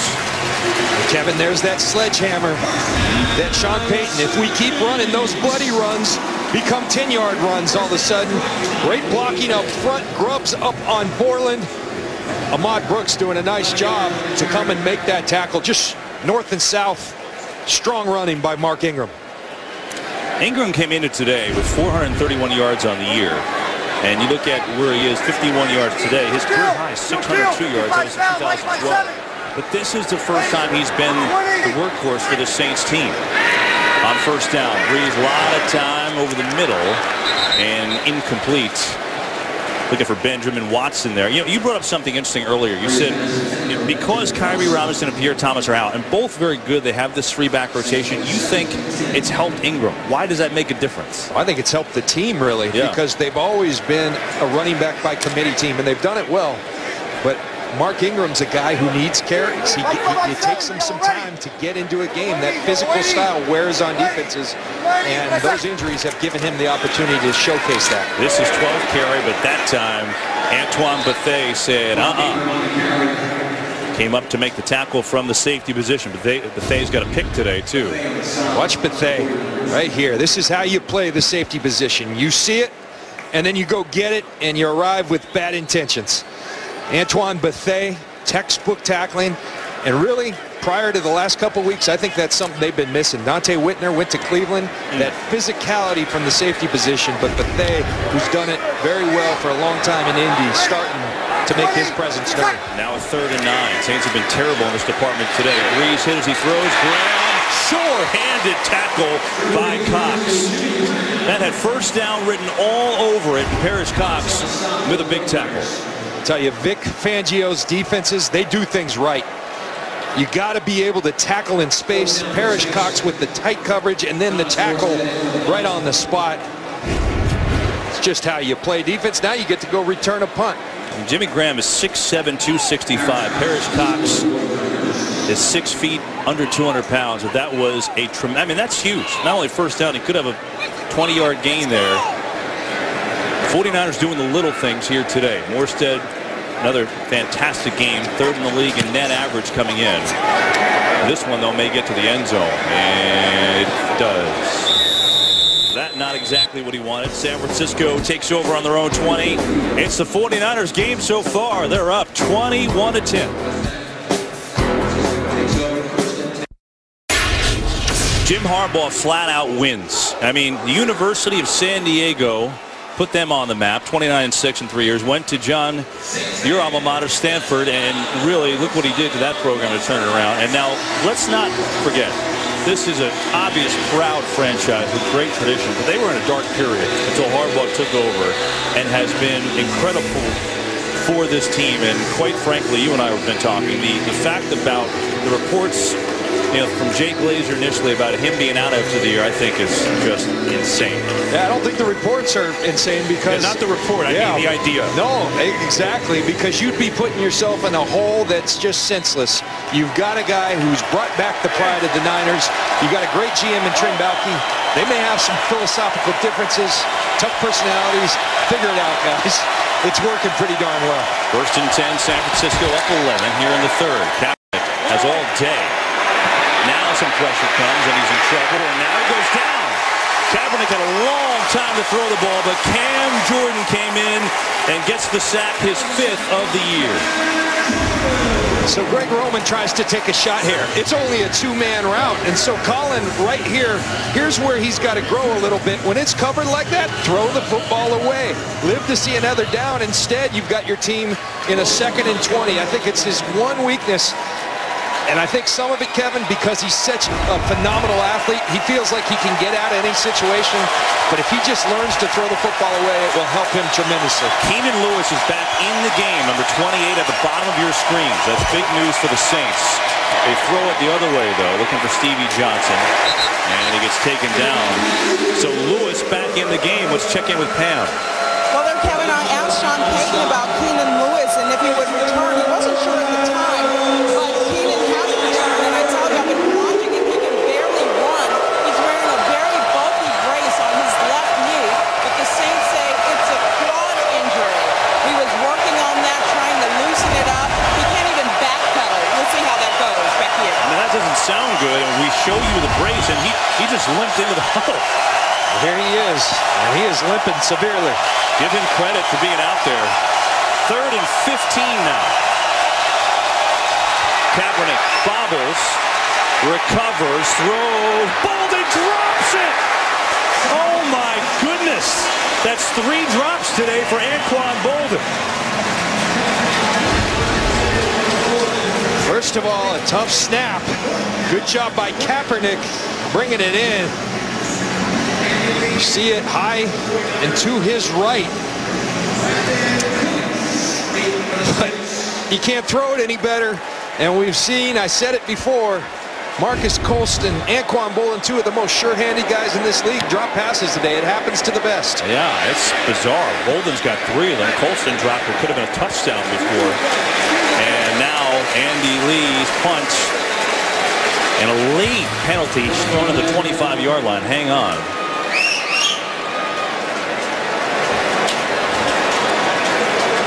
Decipher what this penalty is. You know, Kevin, the punts from Andy Lee, we're usually seeing him booming them. The last 2 weeks have not been impressive. Yeah, you just never see that from him. I mean, he was punting fine in that game up until late. During the kick, holding, receiving team number 52. 10-yard penalty from the end of the kick. New Orleans keeps the ball. First down. Timeout. Crazy. Since the last 2 minutes of the first half, it's been like mistake, mistake, mistake, mistake. Bolden, though, dejected because that's a touchdown. There's nobody behind that play. 49ers left one on the table. They, though, with the lead, 21-10. Today's Game on Fox is sponsored by Cialis. Well, the Saints may have dodged a big bullet because Anquan Bolden had a monster play, but he dropped one. Bolden's got 3 drops today. He had 2 all year. Only had 1 game in his entire career. He had 3 drops. It was back in 2003. There are the Saints, down 11, looking to get some offense going, and it's Mark Ingram up to the 40. Kevin, let's go back to that drop by Bolden, but here's why he was wide open. Kenny Vaccaro right here. Keenan Lewis is down here. We saw him gimpy with a huge brace. He goes to give his buddy some help, saying, I know he's gimpy. Well, that leaves the one-on-one on Corey White, who takes the aggressive undercut. And like you said, touchdown if Anquan Bolden simply brings that football in. Wow. Playing with the fire. Strange, you said it. I mean, Colston dropped one before. He could have gone for 6. See if this game equalizes a little bit now. Cooks gets a great block, makes a good move. He's going to be a yard shy of a first down.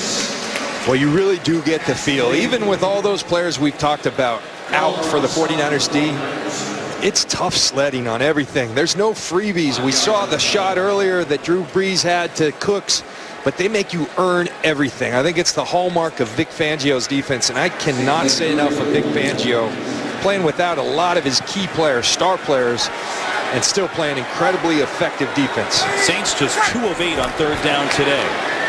Pressure, Ingram. That's Watson wide open. He's got it. First down for New Orleans. Buffet there on the tackle, but not before a 13-yard gain. Benjamin Watson, really an unsung hero on this New Orleans offense. We hear so much about Jimmy Graham. Well, here's the other tight end as there was a penalty. Here's Bill Vinovich. Illegal use of hands. Hands in the face. Defense number 25. Penalty is declined. Result of the play. First down. It's on Jimmy Ward. Didn't see that flag, John. See Benjamin Watson coming across the formation. A little swap boot.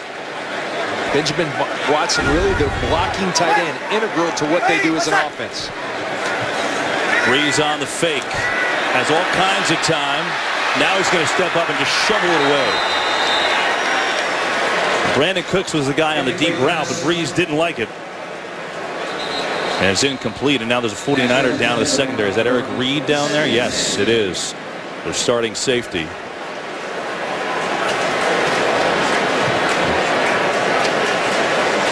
Breeze was looking to go in that direction. Instead, it's an incompletion, and the 49er down on the field with Reed. We saw Eric Reed go off the last play. Watch that right ankle. Overturns it like he does, like a basketball player. Let me clear that. And Eric Reed out now. Craig Dahl comes in for him. Reed did, after a couple minutes, get off and kind of jog off and looked all right doing it. So we'll see if he comes back in. Second and 10 for the Saints here in the third quarter, trailing by 11. It's Ingram. Good spin by Ingram. Hard running. Mark Ingram down to the 35 and a good gainer. We've got a game break. Checking in with Kurt Menefee. All right, Tony Romo's thrown 3 touchdown passes against Jacksonville in London, but it's Joseph Randle on the ground getting it done on this one. Nice 40-yard touchdown run. The Cowboys cruising right now, 31-7 in the third. Kevin, John, and Pam. How cool is that, KB? If I'm Tony Romo, I'm telling my grandkids in 30 years, threw 3 touchdowns with my back broken. It's not a bad deal. In London. Third down and 3. They're going to run it to Ingram. Big hole. Mark Ingram's got a first down and then trucked over at the 25. But a big run for Ingram. He picks up 9, and the Saints pick up a third down. I tell you what, Sean Payton, the picture he painted is starting. He talked about the bloody runs. Early, they're 2 or 3 yards. Then they start becoming 8, 9, 10. And that's what's happening. The commitment, the stick-to-itiveness with the run game is starting to pay dividends for the New Orleans Saints. Mark Ingram's putting together another good game. 15 carries, 71 yards. Coming off back-to-back 100-yard games. Give it to him again. Bounces off coverage. Stiff arm to Bethea. Ingram shoving people away.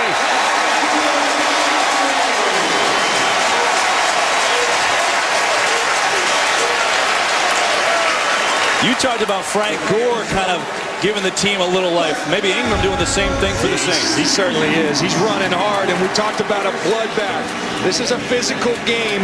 They're both playing it. Mark Ingram throwing Bethea off him. Good job by Bethea just sticking with him and getting him out of bounds. Ingram's up to 82 yards. Eric Reed, number 35, back in at safety for San Francisco. Breeze, blitz coming from Bethea, steps up, avoids, end zone, knocked away beautifully by Culliver. He was going for Benjamin Watson, but Culliver played it well. You watch Travaris Cadet, just a fabulous job on the late blitz pickup. He's going to come across the formation on Bethea, and boom, right before Drew Brees is getting rid of the ball. And Benjamin Watson just can't come up with it. Culliver with a fine play.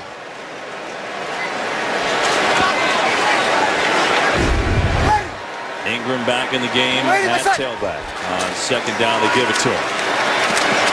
Ingram moves the pile forward. He's going to pick up 4, and that'll be a 3rd down and 6. Ingram, talking about these guys getting hurt in Robinson and Thomas. Against Green Bay a couple weeks ago, he had 172 yards rushing, and then 4 days later, he had 100 yards rushing. 54 carries in 4 days, and now putting forth this effort. Yeah, that's the nice thing about those Thursday. We hear so many people complain about them, but when you win, you get 10 days. It's almost like another bye week, so he should be fresh. And the interesting thing, Kyrie Robinson comes back likely next week. How's Sean Payton going to divvy the reps then? 2 of 2 on 3rd down on this drive, though. Blitz, Breeze in trouble, spins away, throwing end zone, touchdown! Jimmy Graham! Wizardry from Drew Brees. Oh, man. The wizardry is right in his face comes the pressure. Here comes Will Hoyt. Here comes Reed. Drew Brees spins, keeps his eyes downfield, finds Jimmy Graham, the old power forward, who boxes out Chris Culliver for the Saints touchdown. That was unbelievable. It really was. I mean, the 2 blitzers untouched. Vic Fangio has got to be like, you have to be kidding. He dialed up the perfect play, and Breeze beat it. And the extra point is up and good. That is a big drive. The Saints offense was needing a little something. They got it from Mark Ingram. And then Breeze finished it off with this. Miss one, miss two, and then boom. Jimmy Graham for 6. And it's 21-17, 49ers in front.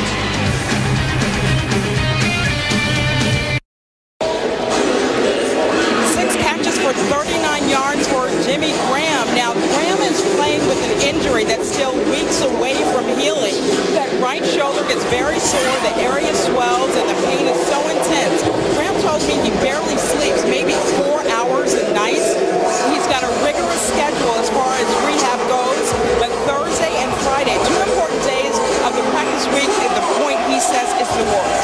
Graham told me he's basically essentially running in pain, pumping his arms in pain, and going up to catch the ball in pain. Back to you. Wow, that says something about Jimmy Graham, doesn't it? It really does. We were talking to him before the game.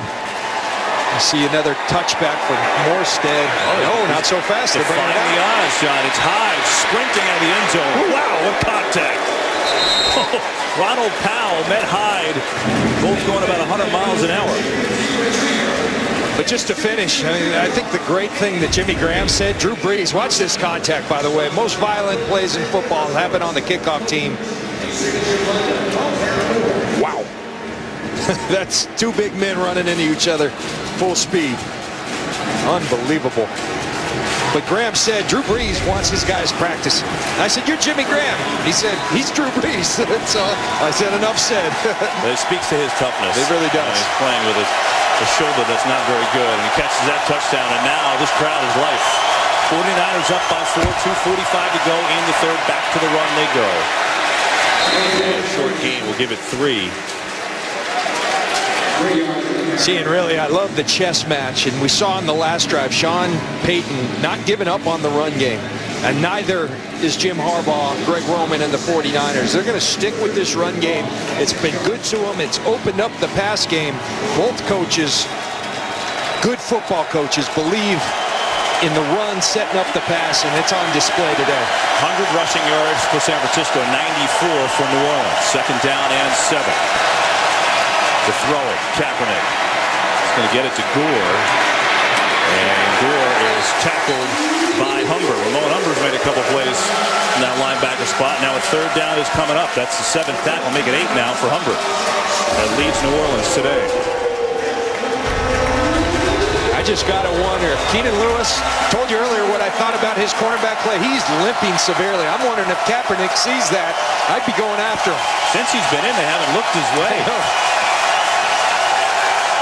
Keenan Lewis going to be matched up against Bolden, the bottom of your screen.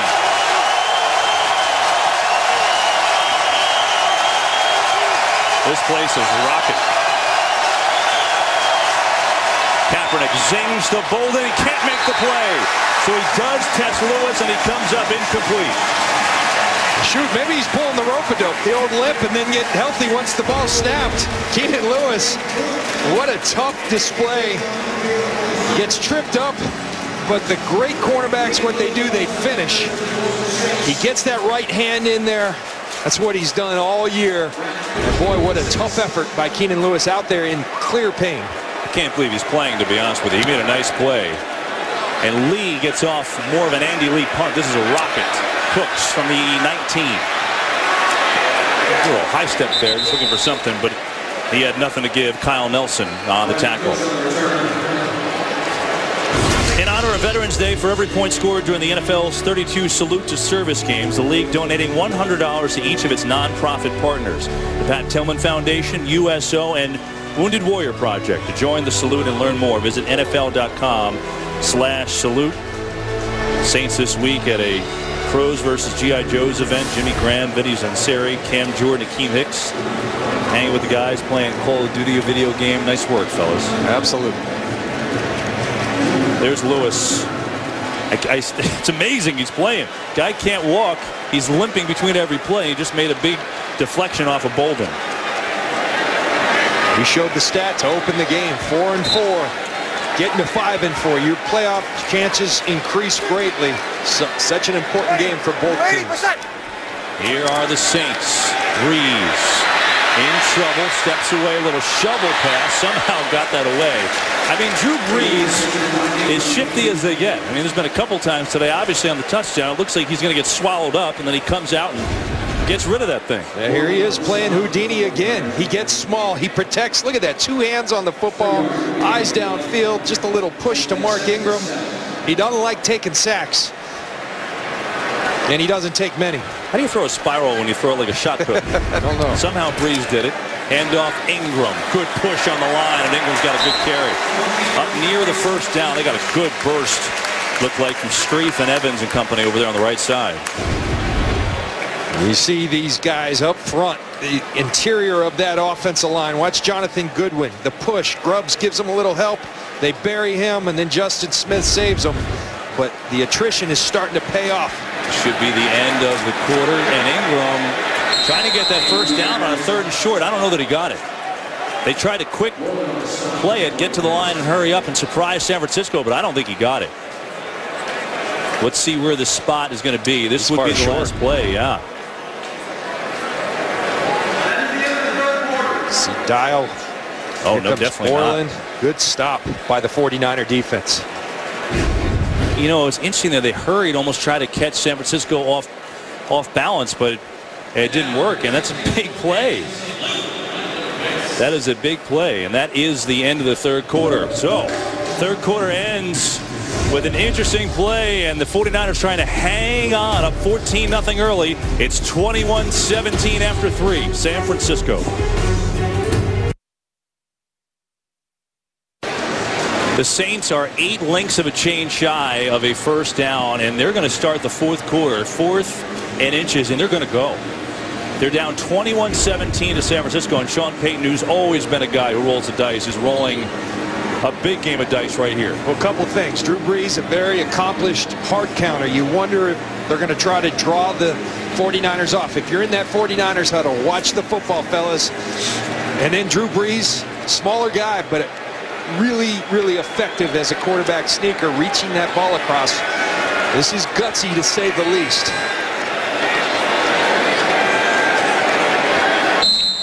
That is going to be the call. Even crazier, no Mark Ingram on the play, and no one else in the backfield.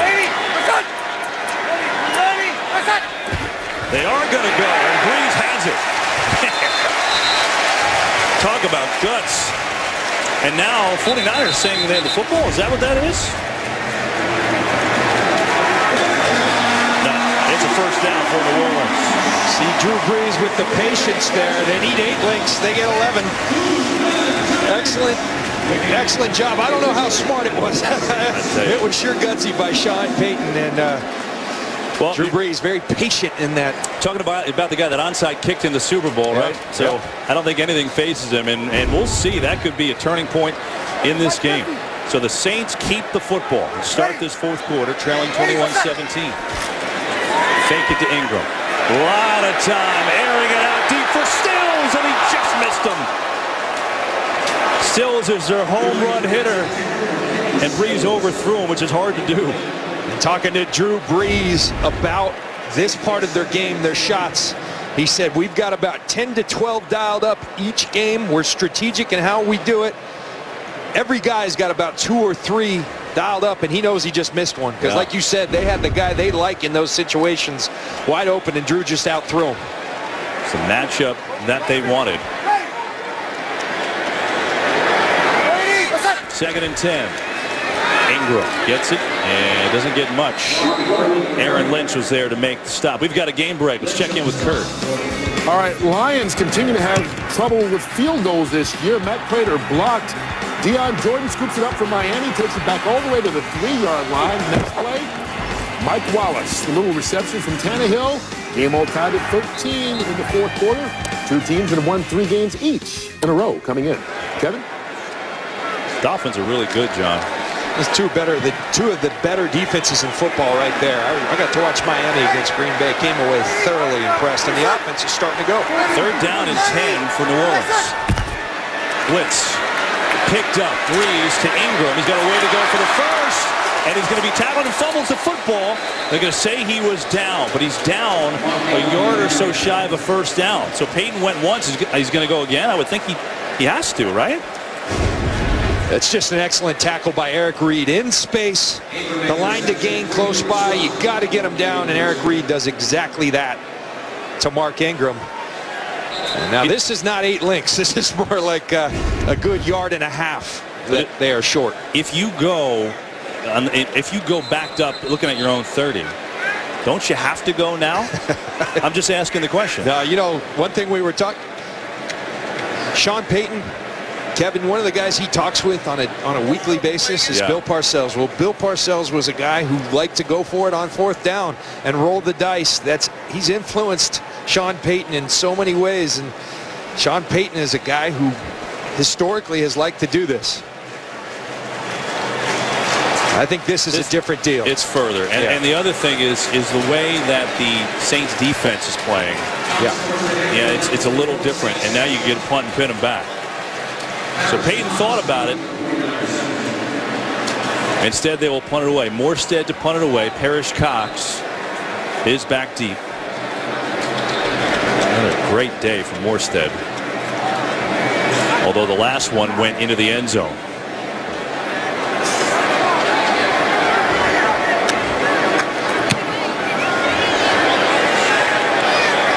Cox gonna catch it and elude a tackle. A nice play by Parrish Cox. Really well done.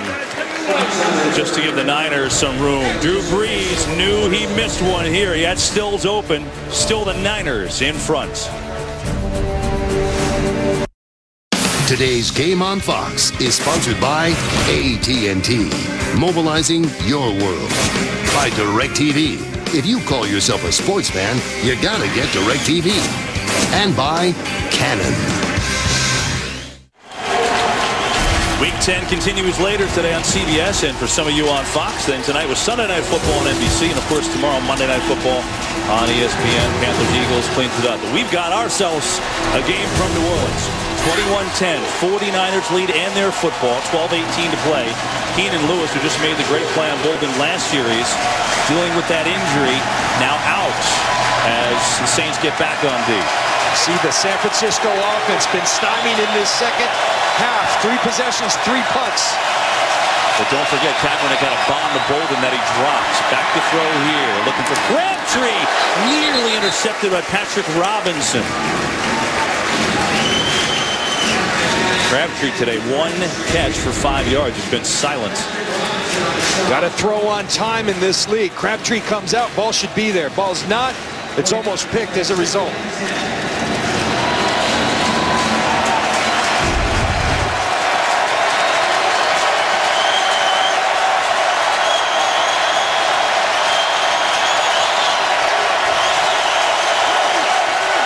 Usually one of their go-to guys, not today. 2nd and 10. Coming near side, there's Crabtree, and he gets taken down after a gain of 6. So it'll be a 3rd down and 4 coming up. The 49ers are 5 of 10 on 3rd down. They converted 4 of their first 5, though, so it's changed for them. Expect to see something different from Rob Ryan. This is where he likes to get creative. 3rd down. 3rd and 4, absolutely critical down. Keenan Lewis is back in. So he's like their closer coming out of the bullpen. He's in on 3rd downs on big plays. Top of your screen. You know what? He's got no safety behind him. They're letting him go.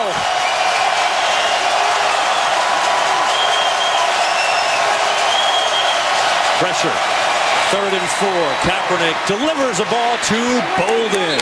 And that quiets the crowd for a 1st down. He's up to the 32. It's a gain of 9. Well, you don't worry about confidence with Anquan Bolden. He's dropped some balls, not his finest day, but he's going to make the plays when they count the most. 3rd down, Kaepernick has no qualms in going right back to Anquan Bolden. Bolden 6 catches, 95 yards, including a touchdown. That's with the 3 drops today, and that's a big catch. 49ers needed a little something on offense.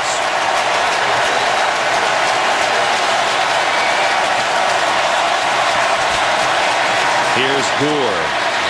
Gore running over his own people. But a good run on 1st down. Vance McDonald apparently wasn't quick enough. Gore ran him over. He's got 6. So Frank Gore, he'll run over anyone. You watch them, a little power up the middle, and Vance McDonald, get out of my way. Frank Gore. He likes running people over, even his own teammates. Even Rob Ryan said, I love that guy. I love the way he plays. The guy is great. I'm not sure he loves him today, but you get the idea. A lot of respect from Rob Ryan on Gore. 2nd and 4. Bolden coming in motion. Fake to Gore. Kaepernick looking to run, and he's going to get a first down. Design run all the way for Kaepernick, and it works. That is a tremendous play call. I like that. I think this is the type of things that keeps defenses on the heels, and a really outstanding play by Kenny Vaccaro, because otherwise Kaepernick may be hitting his head on the goalpost. Vaccaro has the tight end right there. He reacts out, and they get the first down. But like I said, there was green grass in front of Kaepernick. Especially the way he runs, John. Yeah.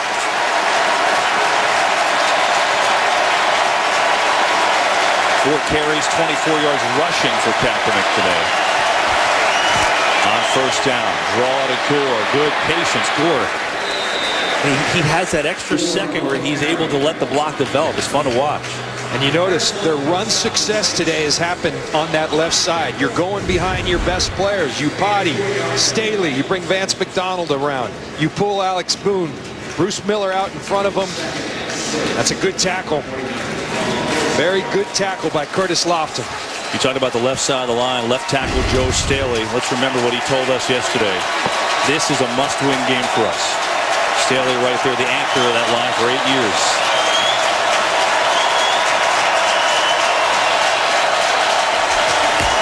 On second down, give it to Gore again. He barrels forward.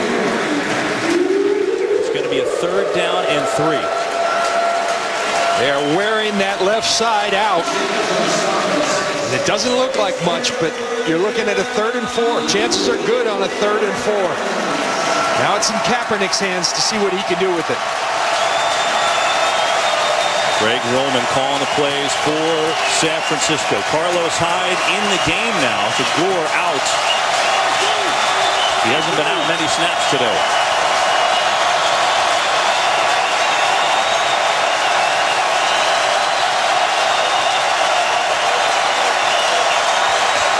Blitz coming. Kaepernick in trouble, and down he goes.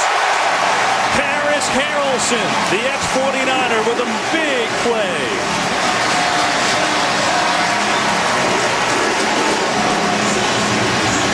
A big play in just a huge time. You see, Kevin, having Frank Gore out right there. Pass protection. Carlos Hyde's a rookie. Frank Gore, there's no one better. Confusion between Anthony Davis and Carlos Hyde. Paris Harrelson comes in unblocked. Got to have Frank Gore on the field in that situation. Well, his hand's definitely not in his pockets, as Greg Roman said about Rob Ryan. He will go out guns a-blazing, calls the blitz, it works, and now the punt from Lee goes in the end zone. Not what he wanted. Saints defense does their job. Their 3rd sack of the day, and that one a big time. 7:15 to play. 49ers 21, Saints 17.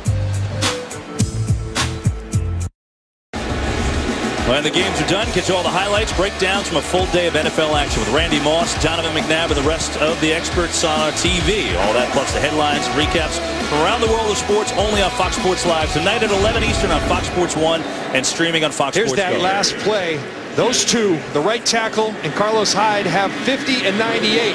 Clear miscommunication. Frank Gore on the sidelines. Don't know if it was the right tackle or the running back, but bad football, bad communication there. And it cost them 3 sacks today by New Orleans. This is a team that gave up 14 sacks the last couple of weeks. Clearly they've played a lot better today, but that came at a huge time. 7:15 to play. Saints football at their own 20-yard line. New Orleans coming off a 10-play, 64-yard drive and a Jimmy Graham touchdown to draw within 4. Give it to Ingram. Big hole for Mark Ingram, and he has got a first down, and he is running hard these last 3 games, and he's now over 100 yards for the 3rd straight game. I believe the last time that happened for the Saints was 2003. These offensive linemen are doing a fine job. You see Terron Armstead, you see Ben Grubbs, Jahri Evans, and Mark Ingram running powerfully. And exactly like Sean Payton said he thought would happen, those short runs become longer runs later in the game. And they've stayed with it, John. There's no doubt about it. Stayed with the run on first down. Breeze over the middle, and it has a completion to Lorig, the fullback.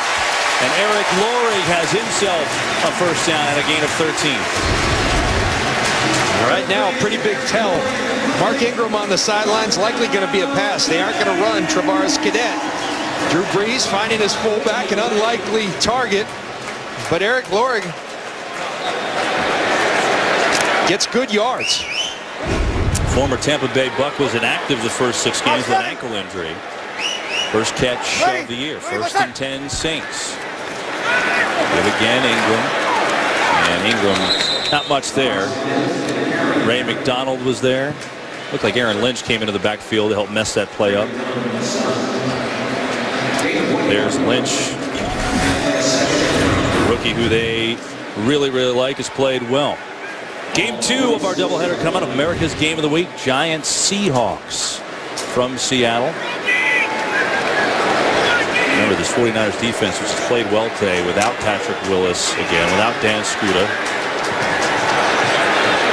Borland has played well after an 18 tackle performance last week. He's got 14 tackles today. Blitz coming. Breeze backs up in trouble. Incomplete. I don't know if there's anybody there. Oh, there is. That is indeed Ingram. He was on his back, but Mark Ingram was there. So Reed on the blitz forced it. This is a casino blitz all out. And here comes the pressure. They try to sneak Mark Ingram right there through and pop him right over that line. And Drew Brees just gets the pressure too quickly. You don't have enough people to block him right there, and the play doesn't have enough time to develop. It's now a 3rd down and long. Saints are 5 of 13 on 3rd down today, which is 38%, which is an accomplishment considering they came into this game 3rd in the league in that area. Delayed blitz, picked up, Breeze throws, great catch by Graham. He had a defender, Jimmy Ward, all over him, and Graham hauled it in for a first down. Drew Brees as good as anybody in terms of pocket awareness, buying time for the play to develop. Watch him step up, find a little seam, and then find Jimmy Graham, who continues to work across the formation. Eyes always downfield. John, you find it interesting that Vic Fangio is dialing up some more blitzes here in the 4th quarter? I think he knows they got to get the ball back. He's trying to put his guys in man-to-man. Jimmy Graham loves man-to-man coverage. On first down, they'll sling it over the middle. Ingram's got it, and Ingram's got a gain of 9 on first down. So the Saints are pecking away as the time ticks away. 4:21 to go in the game. This is a place where the Saints have been so good. They've won 11 straight games at home. The only team to come close or closest was this 49er team last year when they lost by a field goal. You look at this 49ers defense, a lot of hands on the hips. I think I'm seeing a tired defense. The pounding is starting to pay dividends for the Saints. But that time, speaking of pounding, Ingram got it, and Borland, who's becoming a tackling machine. The rookie from Wisconsin filling in for Patrick Willis. He's now got 34 tackles in the last 2 games. Unbelievable. 18 was the official. They go back with the coaches. Vic Fangio told me he had 22 against the St. Louis Rams. 22 tackles, and despite all that, they would sure love to have Patrick Willis on the field right about now. Another 3rd down. This is 3rd down and 3. Saints are on the border of field goal range, maybe a little long for Graham. Breeze, 4-man rush. Breeze in trouble, is going to sling off, incomplete. Nicely defensed by Will Hoyt. Now what do you do? This is really, I think, too long for Shane Graham, but we'll see. I think you got to stay out there and go for it. Like you said, You're only 3 minutes left in the game. You need 4 points. Sean Payton's going to take a timeout and think about it. His career long for Graham is 53 yards. That was in 2009. This year, his long 50 yards. I think the Saints are going to go again on 4th. Big decision for Sean Payton when we come back. Today's game is sponsored by the new comedy Horrible Bosses 2 in theaters November 26th. Huge play. 3:10 to go. 49ers lead at 21-17, and the Saints going for it on 4th down again. But this is a 4th and 3. If you're wondering field goal, Shane Graham is just not a great long-distance kicker. His career high is 53, and this would be a 52-yarder. So here they go. You got to be thinking Jimmy Graham. Here he is. Down near Tremaine Brock. That's usually a matchup Drew Brees will take. 4-man rush. Brees over the middle. Posted over the middle. Breaks free. Posted all the way down to the 10. They needed 3, and they got 24. They come down to a stack formation, run a little traffic. Again, miscommunication. Culliver goes to take the outbreaking route. Colston sits in the space, Brees delivers, and then he breaks the tackles. Marcus Colston coming up big. 1st and goal from the 10. Niners up by 4. They go empty backfield here. That's Ingram right up the middle. And he's inside the 5. He gets 6 on 1st down. Boy, he's running hard. Yeah, he is. You really credit Sean Payton. He has stuck with this run. They were down. They were down at the half, and he came out, told Pam Oliver, we're going to stay balanced, and he's been true to his word. They've stayed balanced, and it's proved profitable for him. 2-minute warning from New Orleans. It's a 2nd and goal for the Saints. When we come back, they trail it by 4. Desperation mode at 4-4, and we're down to the wire. 2 minutes to go. 21-17, 49ers in front, but the Saints have it. 2nd and goal from the 4. Mark Ingram's over 100 yards on the day with 108. Reed's in the gun. They give it to Ingram up the middle, and he does not get in. And now a 3rd and goal. It's a pretty big tell when you got Jimmy Graham on the sidelines, likely going to be a run. And Jimmy Graham was on the sidelines. We'll see. 49ers call their first timeout. 3rd and goal coming up for New Orleans. 49ers were up 14-0 in the first quarter. The Saints have never led. 1:55 to play. It's a 3rd and goal. New Orleans down by 4. Brees, blitz coming. End zone caught. Touchdown, Jimmy Graham.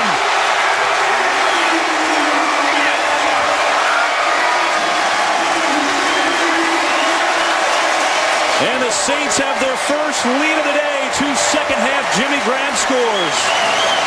Boy, when you have a guy like Jimmy Graham in situations like that, it is almost indefensible. Parrish Cox stands 6 feet. Jimmy Graham 6'7". He's given up about 50 pounds to him. Drew Brees knows that. He trusts Jimmy Graham. He gives him a shot on a one-on-one 50-50 ball, and Jimmy Graham says, "Thank you very much. I'll take that." Extra point is up. And it is good. You heard Pam tell us earlier the pain that he's been in with that right shoulder injury, playing through it, not sleeping, delivering his 6th and 7th touchdowns of the year today. Parrish Cox, that's good coverage. That's the basketball player in him. He uses his backside. He boxes them out like we saw Tony Gonzalez do so often, like we see Rob Gronkowski. It's really tough. And I think at that point, I'd have someone doubling Jimmy Graham because one guy can't do it.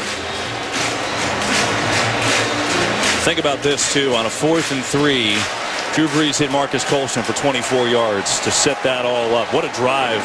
12 plays, 80 yards, and so now it looks like this. San Francisco now down for the first time all game.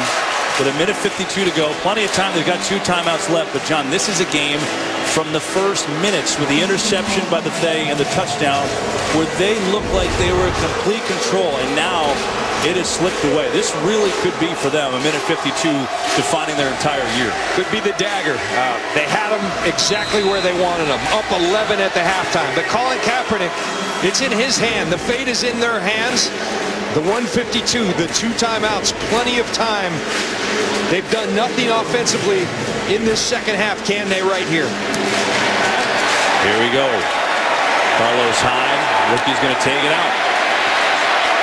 Looking for a couple of blocks, and Hyde gets across the 20 to about the 22. So why is this game so big? Two teams that are 4-4, because the percentage chances of making the playoffs are incredibly different. 49% if you get to 5-4, 13% if you don't, and that's number enough. And in this second half, the Saints defense has done the job. Total yards, Saints 194, 49ers 54. Here we go. Keenan Lewis back on the field for the Saints. 2 timeouts for San Francisco. Kaepernick over the middle, Bolden incomplete. But the 4th drop today for Bolden. Tough catch, but certainly catchable. Kaepernick tries to throw it away from Curtis Lofton, and that's a ball that Anquan Bolden typically catches.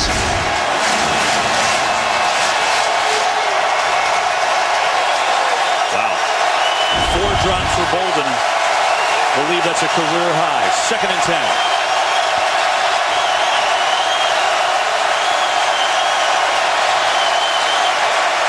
Over the middle this time, he connects with Bolden. And they're going to mark that up around the 28. Saints players are all saying he didn't catch that football. I think they're right. I think they're absolutely right. Now they're going to review it from upstairs. Now the Saints call a timeout to make sure they see it. Brilliant move. It's going to be the 5th drop. That ball's loose and it touches the ground. That's not going to be a catch. Wow.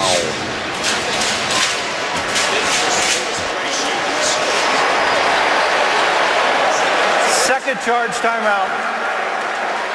So Sean Payton calls a timeout because he wants to make sure the booth sees this and overturns it, and they will. I mean, that's a drop. Now you're looking at a 3rd down and 10. Sean Payton upset because he had to waste the timeout to get them to review it, but he can get it back, and that was a smart timeout by Sean Payton because his players were demonstrative and letting him know they did not catch it, and Sean Payton fiery right about now. So why they look at this?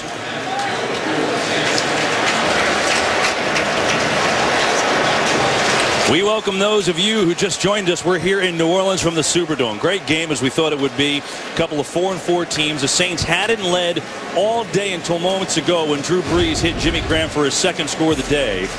We're looking at this pass over the middle, Anquan Bolden. They should overrule this. 49ers down 3, minute 23 to go. We'll come back with a finish after this.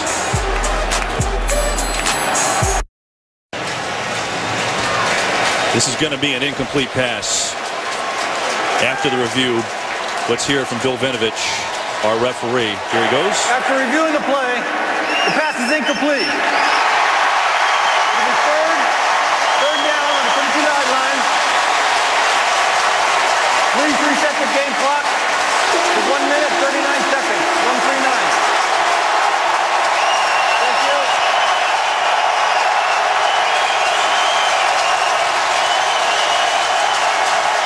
And so a 3rd and 10 for the 49ers. They've got 2 timeouts at their disposal, but they need a 1st down with a minute 39 to go.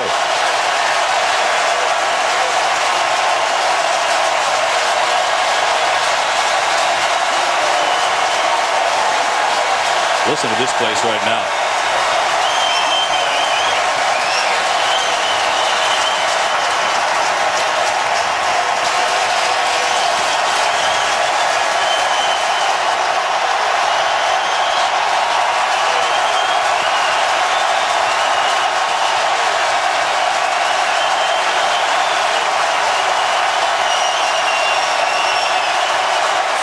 10. Pressure. Kaepernick steps up, fires, and it's incomplete. Crabtree in and out of the hands. And the 49ers can't catch the football at the worst possible time. They got a case of the drops. That's a very catchable ball. Has to be caught on a critical situation like that. We've seen it from Bolden, now from Crabtree. Those are not on Colin Kaepernick. Performance by Keenan Lewis in the second half is unbelievable. Gutty. This is the game. 4th and 10.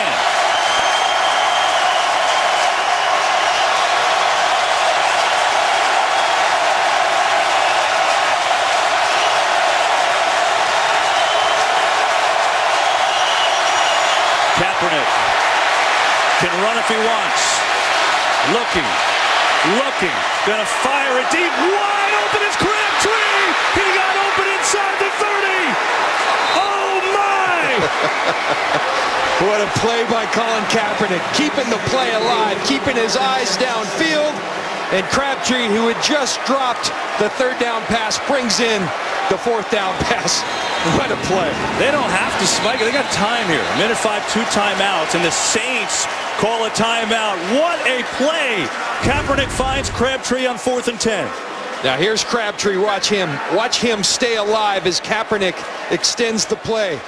You have to stay alive as a receiver. He gets lost, but Carl, the safety, loses the coverage. It's a 2 deep, and there's Crabtree right there. Kaepernick finds him, and Corey White touches him down. What a play by Colin Kaepernick, and great awareness by Crabtree, keeping the play alive. Also helps that Kaepernick can throw a line drive 50 yards across his body. 51-yard completion on 4th and 10, with really the Niners season hanging in the balance. Those are those plays, Kevin. You look back sometimes at the end of the season and say, that's the play that turned our season. We'll see if they can make good upon it. You see Jim Harbaugh getting his group up to the line. Plenty of time, as you mentioned now. 1:05 left. They still have the 2 timeouts. Fabulous by Colin Kaepernick. They're already in field goal range. Dawson's got a great leg, so they're within range to tie it, but obviously they're thinking win.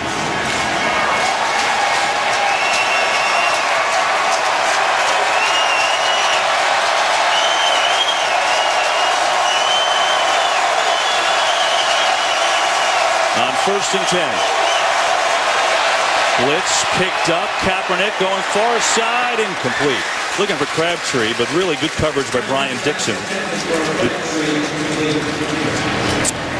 You've just joined us. This has been some game. It was a game that the 49ers led 14-0. They dominated with the run early, but then the Saints stayed with the run, and they got effective running from Ingram. A couple of second-half touchdowns from Jimmy Graham, including a minute ago for the Saints' first lead. But then on 4th and 10, Colin Kaepernick, a 51-yard bomb to Crabtree, and here we are, 2nd and 10, a minute to go. Niners down by 3.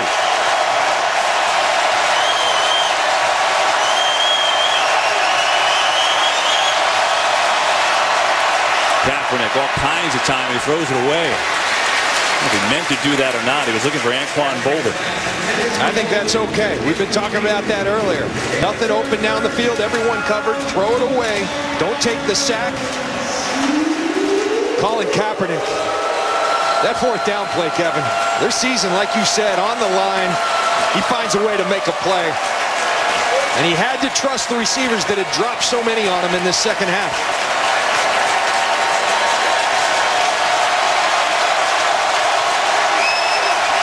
Ryan's defense looking for a stand.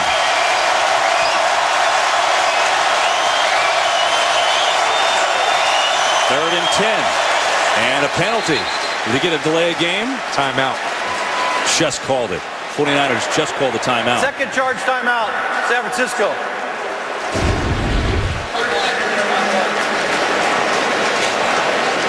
A rookie center making his 2nd NFL start. He's got to get the quarterback the ball, because that's a killer timeout, John. I don't think that's on the center, though. The silent mechanics that they're doing. Alex Boone, the right guard, is tapping Marcus Martin. And Alex Boone was back looking at Kaepernick. So not on the center, on Alex Boone. And this place is maddening loud. That's something they practice often. See Alex Boone, his head back. And there's the tap. But right about now, Jim Harbaugh is calling the timeout. Well, Harbaugh saved a 5-yard penalty, which is big because now you're very, very makeable field goal status, and you don't want to take yourself out of that. Boy, what a time for a play call by Greg Roman. 3rd and 10, you're trying to win the game, but you don't want to get sacked and get dropped at a field goal range. You want to at least tie it here. I'm with you, brother.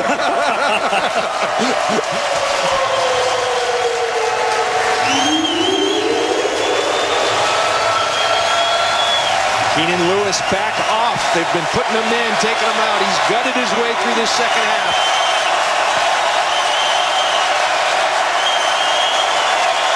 Third and 10. 4-man rush. Kaepernick steps up. Looking, firing, incomplete. Looking for Bolden, and again, pretty good coverage by the rookie Brian Dixon, filling in for Lewis, and now they'll try field goal to tie it. Well, Brian Dixon, how about this effort? Keenan Lewis, your best corner, out. You got Anquan Bolden, one of the greats in the game, and you challenge him and you come up with the play. Great job by Brian Dixon. To be a 45-yard field goal for Phil Dawson. 14 of 18 on the year, but this is well within his range. Andy Lee is the holder.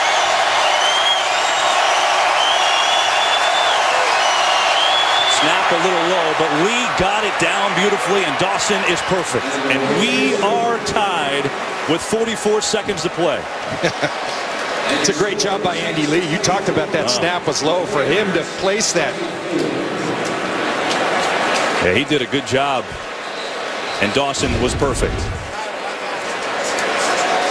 Low snap. Andy Lee gets it, stays poised, and Phil Dawson, he is money. He is very, very clutch. Never a doubt on that kick.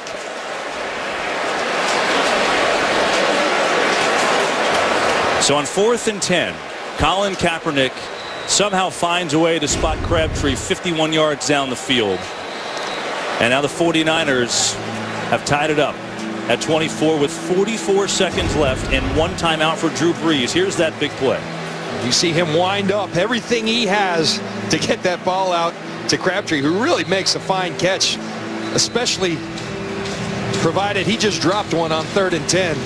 And now we start thinking about 44 seconds for Drew Brees and 1 timeout. That's a lot of time. That's a lot of time. Well, at least this hasn't been an exciting game, John. This has been exactly what we thought, right? I mean, a couple teams, and not only what we thought, both of these teams in meeting with them said this, every person we talked to, this is going to be, you said, a bloodbath. This is going to be physical. And it's been great. It's been all of that and more. Still time for the Saints to pull out some heroics. Cadet thought about it, but he's going to take a knee. He brought every other one back out of the end zone. But he'll let Drew Brees operate from the 20 with 1 timeout to go and 44 seconds. You're talking about a guy in Shane Graham. Now remember, on the 4th and 3 earlier, they went for it because Graham does not have a big leg. I think realistically for Graham, you got to get to like the 32-yard line. Career long of 53 yards? Yeah. So he's not a boomer. You got to get that football down there. And Drew Brees at the same time, you got to protect it. He's thrown 2 interceptions today. But a lot of trust in Drew Brees, Sean Payton has. Now it's on Brees. Really quiet in the Superdome. Brees steps away from pressure. He's going to run it. And Brees will slide down now with the clock ticking. You got to hurry up and get back to the line. And they do reset quickly with 30 seconds to go. Brees, time over the middle. Graham's got it again at the 40, but a good tackle by Bethea immediately. See if they burn their timeout. No, they're going to spike. 18 seconds. Time ticking away. Now, Sean Payton calls the timeout. So the Saints call the timeout there with 18 seconds left. That doesn't give you a lot of leeway. I'm surprised they called it. They were close to getting a chance to spike that ball. Yeah, you watch Jimmy Graham get down the seam and Drew Brees hits him. Now, if you're going to call the timeout, I think you've got to call it right away. Sean Payton, usually the best in the business at this clock management. It has not been good. It was not good right before the half. A lot of wasted time before they decided to take that timeout. Only 20 seconds. They put 2 back, 20 seconds on the clock for the Saints. 20 seconds, but no timeouts, and you've got to get nearly 30 yards. You got to defend the sidelines if you're the San Francisco 49ers right now, because that's what Drew Brees is looking. Get the field downfield and then out of bounds. 20 seconds to go. 3-man rush. He's got all kinds of time. He's going to come near side Cadet in the middle of the field, though, and tackle sure-handedly at the 47. 11 seconds, clock ticking, no timeouts. They're going to have to spike here. 6 seconds, Brees spikes it. So they've got one more play. That's it. And I think you don't even attempt the field goal. Now you just let Drew Brees on the Hail Mary get the ball downfield and see if they can get it into the end zone.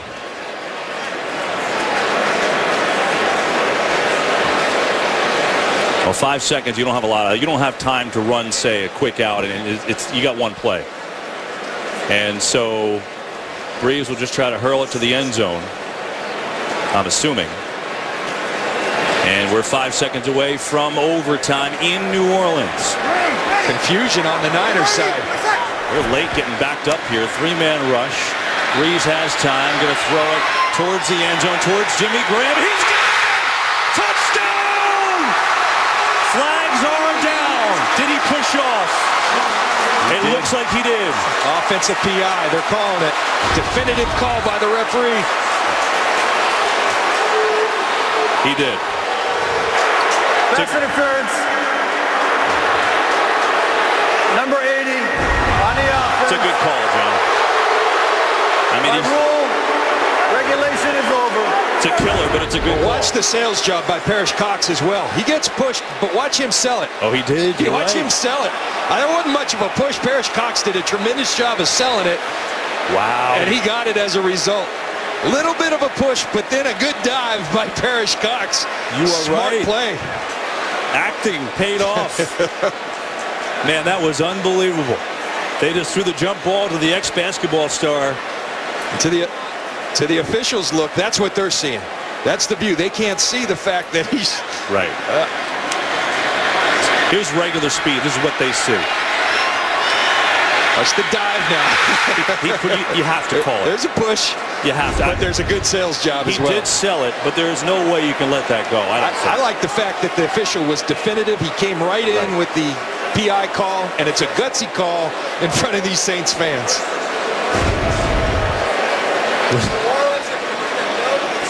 I mean, unbelievable. What a potential finish. Jim Harbaugh. Let's see. Now he's got to pick those play sheets right back up because you're still playing, Coach. How about the effort from Graham? And now we're going to go to overtime. What a wild finish in Great this job game. so far, gentlemen. We're now in overtime. We have a modified sudden death overtime.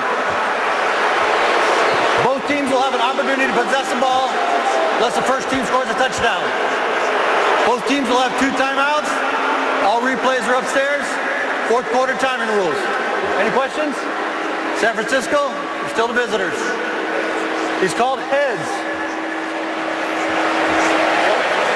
It is tails. You want the ball. Which way do you want to kick? New Orleans has won the toss. Let's receive. Good luck. So there you go. This almost ended it in New Orleans, but they called the pass interference, rightfully so, and we go to overtime. Pick up the play sheets, Jim. We're still going.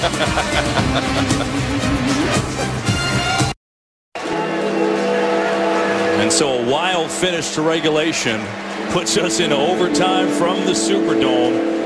Just a great game. And really, Mark Ingram, a 100-yard effort again for him. Drew Brees coming to life in the second half. 2 touchdowns to Jimmy Graham. Almost had a third to win it, but a shove off on that Hail Mary. The 49ers run game has been good today. Kaepernick made a huge play on a 4th and 10 to keep their season alive potentially. Saints won the toss, though, and they receive. And Cadet will have it. They'll start it on their own if he ever takes a knee. And he will. Saints have won 11 straight here at home. 2 teams that are 4-4. And let's just refresh the overtime rules for you. Remember, Saints score a touchdown, it's over. But if they don't, field goal, the Niners will at least get possession. And John, you see it, overtime versus Saints. Last time, 1980, where the quarterbacks were Joe Montana and Archie Manning. How about that? How about that? I tell you what, there have been some fantastic efforts on both sides. They're fighting for this win and fighting hard. Fake to Ingram. Lynch blocked on the rush and coming near side to Stills, who's wide open for a Saints first down. He's out to the 36-yard line. Parrish Cox on the coverage. It's a gain of 16. We talked about the precision of these New Orleans Saints routes, the patience. That's tremendous patience. If you rush that route, Parrish Cox is not turned around. Instead, he stays patient with it, turns Parrish Cox around, and Drew Brees delivers. First catch of the day for Stills. And a 1st and 10. That's Josh Hill in motion. Going to run it with Ingram. Ingram, vicious collision after a 2-yard hit. Preston Smith. Brooks was there as well. Now that's a bloody run. Sean Payton said, when you play the Niners, there's going to be bloody runs. Running in to Justin Smith, that's bloody. How about Mark Ingram? 25 for 112 yards today. And you're looking at 79 carries the last 3 games for Ingram. He has turned into the horse, and it's done wonders for the Saints. 2nd and 8. Brees near side, Stills again. So his first 2 catches of the game come in overtime. It's going to bring up a 3rd down. That's 3rd and 3. Sorry, Kevin. Kenny Stills is a guy that Drew Brees has a lot of confidence. Only in his 2nd year, and that's really impressed me. Drew Brees, he's got a rookie in Cooks. He's got a 2nd-year guy in Kenny Stills, and he's got Graham and Colston. And very easy for Drew Brees just to trust Colston and Graham. Instead, he trusts these young receivers. He embraces them. And I think it pays off because he's a guy who can and will spread the football all over the field. Travaris Cadet in on 3rd down and 3. Easy. 53 Miami. 53 Miami. Well, we get a penalty now. You know, the 49ers going to be on the Saints. Back. The Saints didn't react quick enough. Yeah, the 49ers got back after they jumped. It might have been Jerry Evans who popped up. Jim Harbaugh trying to get Bill Vinovich to realize that.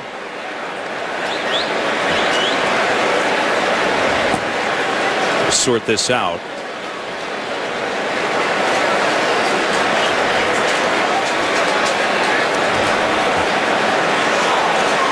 So a lot of discussion here. Obviously a big call in overtime, but John, I think you hit it.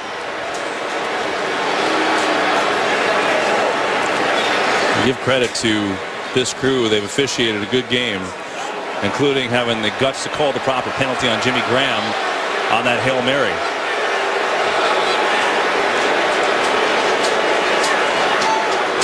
Well, the rule is there has to be an immediate reaction. That looked far from immediate to me. The Niners jumped. Watch them. They jump. They get back. He didn't move, and now Zach Strief moves. That's not immediate. Neutral zone infraction. Defense number 59. 5-yard penalty. First down. Well, you tell me if this is immediate. I think it's far from it. Yeah. But maybe it's Ahmad Brooks, who's offsides on the other side, that draws. It's a tough call. Yeah. It's close, obviously, but it's a big call. It's a first down for New Orleans. It's a huge call. And so now a first for the Saints, who are creeping closer to field goal range. They're about 20 yards away from being in Shane Graham's field goal range, which would put them up in the extra session.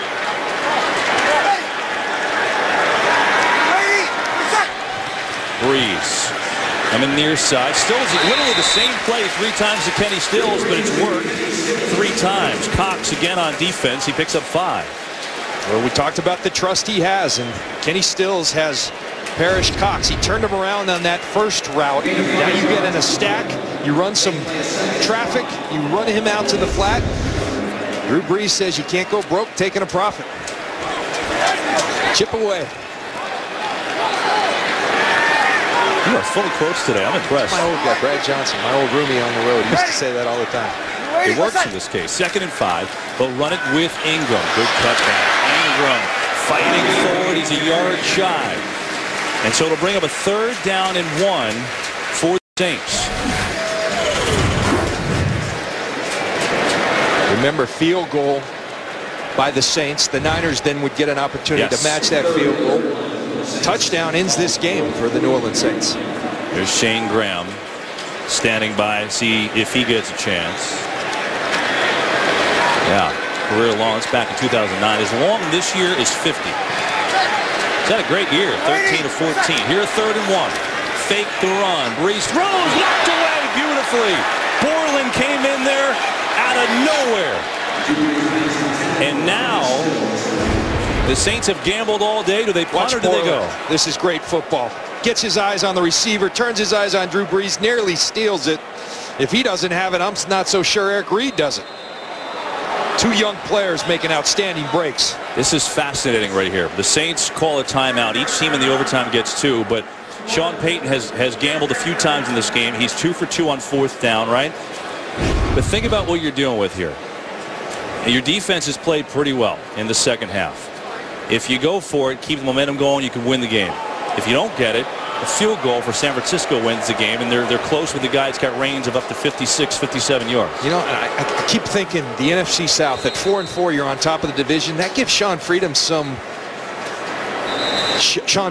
freedom to make a gutsy choice, because he knows, you know what, we're on top of our division. If we lose, we're not out of this. Jim Harbaugh, you're going. That's interesting. It's just, you know, I think there's a perspective being on top of their division because of the failure of the rest of that division gives him a little more chutzpah. Well, he calls the timeout and then decides to punt. So Payton thought it over, and on a 4th and 1, they will punt it away. Interesting decision any way you look at it. And if 49ers scored now would win the game. Any score. Morstead will punt it away. Parrish Cox waiting back to receive it. They may just take a delay to give Morstead a little room at this point. You can hear from great audio from the sideline. Earmuffs. Don't listen to the calls. Stay on sides.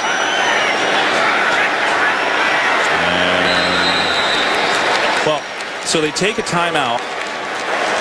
Delay game. Offense. Why didn't they just have the offense go out and take a delay of game? They burned a timeout there. I mean, interesting the way it played out. And they lost the timeout, and they give Morstead 5 more yards. So regardless, the 49ers will get the ball back with a chance to win the game. Now the Saints have had possession.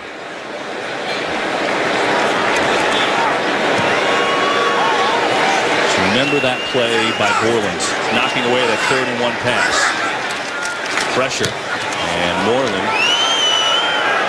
Morstead, I should say. And good save, bouncing. He carried it into the end zone. Well, it was a great save by Nick Toon, but the ball stuck to him. He couldn't get it out to save it. And the 49ers will start on their own 20 with a chance to win. Boy, and that's big, because remember, a field goal beats you now. Toon has the ball in his hands, now just throw it back, but he slides into the end zone. Good call by the officials. Well, the 49ers offense in the second half had been completely stagnant, right? And then all of a sudden, 4th and 10, 51 yards of Crabtree, field goal in overtime. Now that you're in overtime, can you go back to the run, which worked so early for them? I think you can. I think you've worn them out throughout the course of that game. I like the run behind that left side of the offensive line. But again, you've got Kaepernick now playing with some confidence. I think because you've set it up well, you've got a lot of things at your disposal if you're Greg Roman. Carlos Hyde in the game, not Frank Gore to start it off. And Hyde gets the carry, left side, big hole. Carlos Hyde has a 15-yard gain and a 1st down. Just his 2nd carry of the day. His 1st was a 9-yard touchdown. There's that left side. It's not Frank Gore, it's Carlos Hyde. What a job by Staley and Vance McDonald. I'll tell you, this is a game-saving tackle by Raphael Bush. I've been there. Not a fun place to be, but Bush does a tremendous job bringing down Carlos Hyde. Hyde with a little life. He's been so fresh today.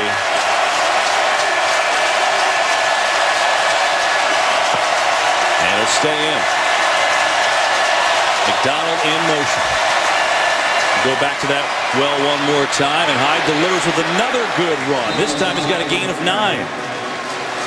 And it's working, but very interesting and curious that Carlos Hyde is getting the call here in the overtime when you've got Frank Gore. Watch Staley double up to the linebackers. Upati, Alex Boone out front. This offensive line has responded. A lot of scrutiny, a lot of criticism, and they've responded exactly like a prideful group would. There's Frank Gore with Tom Rathman, the former 49er great. 141 yards rushing for the 49ers today. They've gotten back to their roots as we play in overtime. 2nd and 1. Hyde again, up the middle. He's got it. He's running hard, the rookie from Ohio State. Boy, it is interesting, right? I mean, Gore, who had been the horse all day with 22 carries, now they go to Hyde, 3 straight carries, and he has the Niners out at the 47. Well, Kevin, you were with me. We went up to Frank Gore before the game down in the end zone. He's stretching. I said, this looks like a Frank Gore game. He said, I just want to win, whatever it takes to get a win. He's a selfless player, and that's what makes him so tremendous, but I guarantee you he wants that ball right now. 3 plays on this drive, all runs.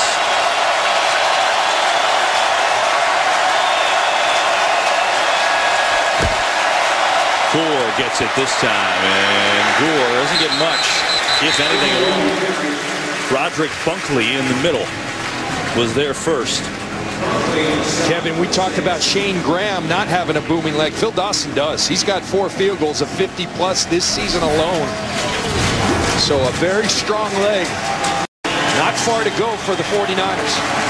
Yeah, Dawson's career long is 56. He's got a 55-yarder this year, so even at age 39, he can kick it. So even if the Niners get down to the 40, they can take a shot to win it.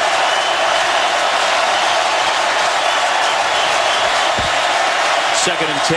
First throw of overtime for Kaepernick. We're looking for Crabtree, incomplete. Had to hurry that one away. White was on the coverage, and now a 3rd down and 10. It's a good job, really, by Kaepernick. Under duress, he stepped up in the pocket, gave himself a chance at the play, but really was just throwing that away. Kaepernick, just one of his last 8. Of course, the one was a 51-yard bomb on 4th and 10. 3rd and 10 here.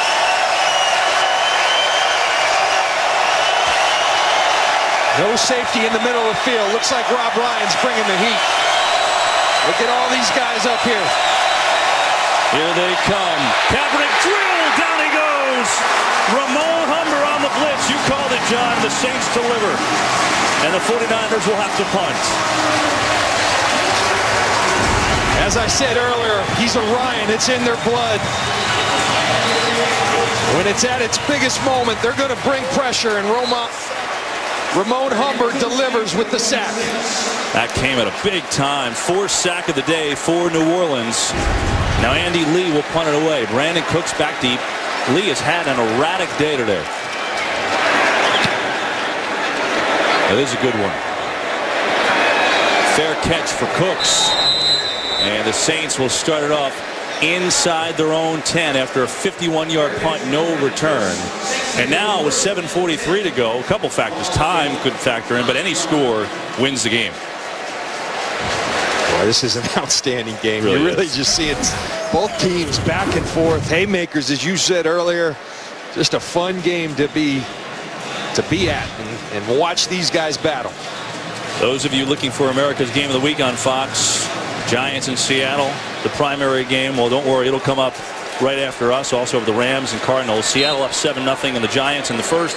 And the Arizona game is scoreless with the 7-1 Cards and the Rams. Here, 24-all in overtime.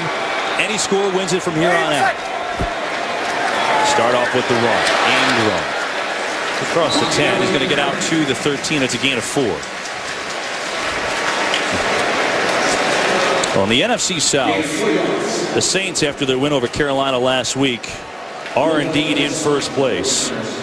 And the South has been a down division this year. Atlanta's had an awful year after the great start, the opening day win over the Saints. Tampa has been, as you know, brutal. Carolina has been injured and erratic, and after the loss of the Saints. So New Orleans, even though 4-4, playing better, 1-2 in a row, they have some leeway.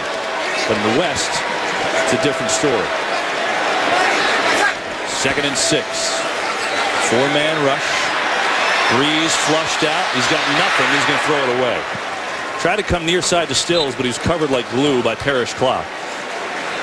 Parrish Cox, that is. And now the NFC West, John, and not only the Super Bowl champs Seattle, and they're not even totally right yet, I don't think, but Arizona's been dominant. Yeah, and I think in this division, Arizona's been incredible. There's still a lot of football to be played. All these guys play each other again.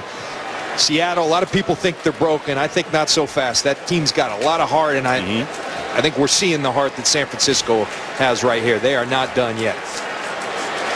Meanwhile, 3rd down and 6. The Saints backed up at their own 13.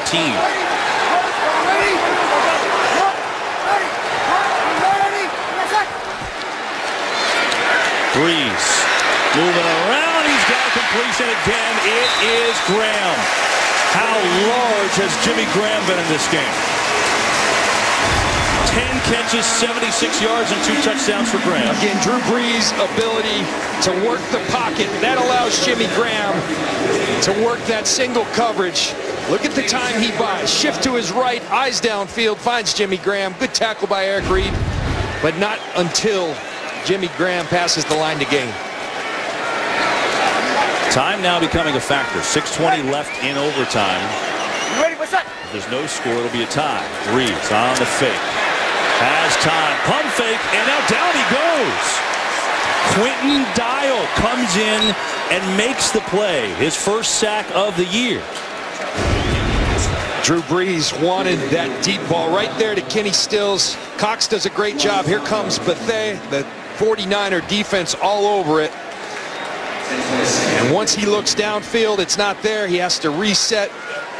There's Quentin Dial to bring down Drew Brees. Well, that'll make it a 2nd down and 15. He certainly had the initial protection, but it just wasn't there. Cadet comes in the game, a running back. They give Ingram a rest. But he's more the pass catcher than Ingram anyway. 4-man rush. Breeze, pressure coming, fumble the football. It's loose, still loose. Who's got it? I think Borland may have recovered. I think the 49ers have the football. They do. Chris Borland recovers the fumble. It was Ahmad Brooks with the sack.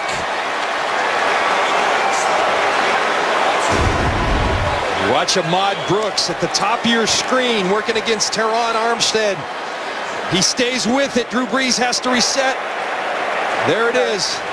The previous play is under review.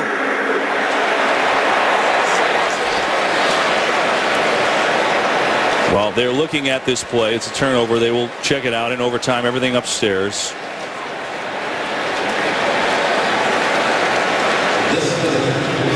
Ahmad Brooks stayed with it. Sack, Breeze forced the fumble. It's Borland, which could set up the Niners for the win. We'll be back.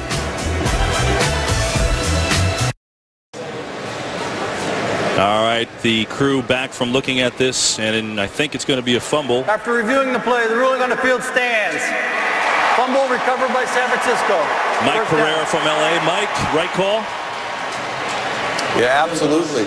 You actually see the hand going forward, but it was the contact by the defender which knocked it forward, and the ball came loose, started rolling out of his hands right when that contact was made. So absolutely the correct call, correct decision in replay. And Jim Harbaugh wasting no time. They're going to try and win it right here. A 35-yarder for Phil Dawson in overtime to win it for San Francisco.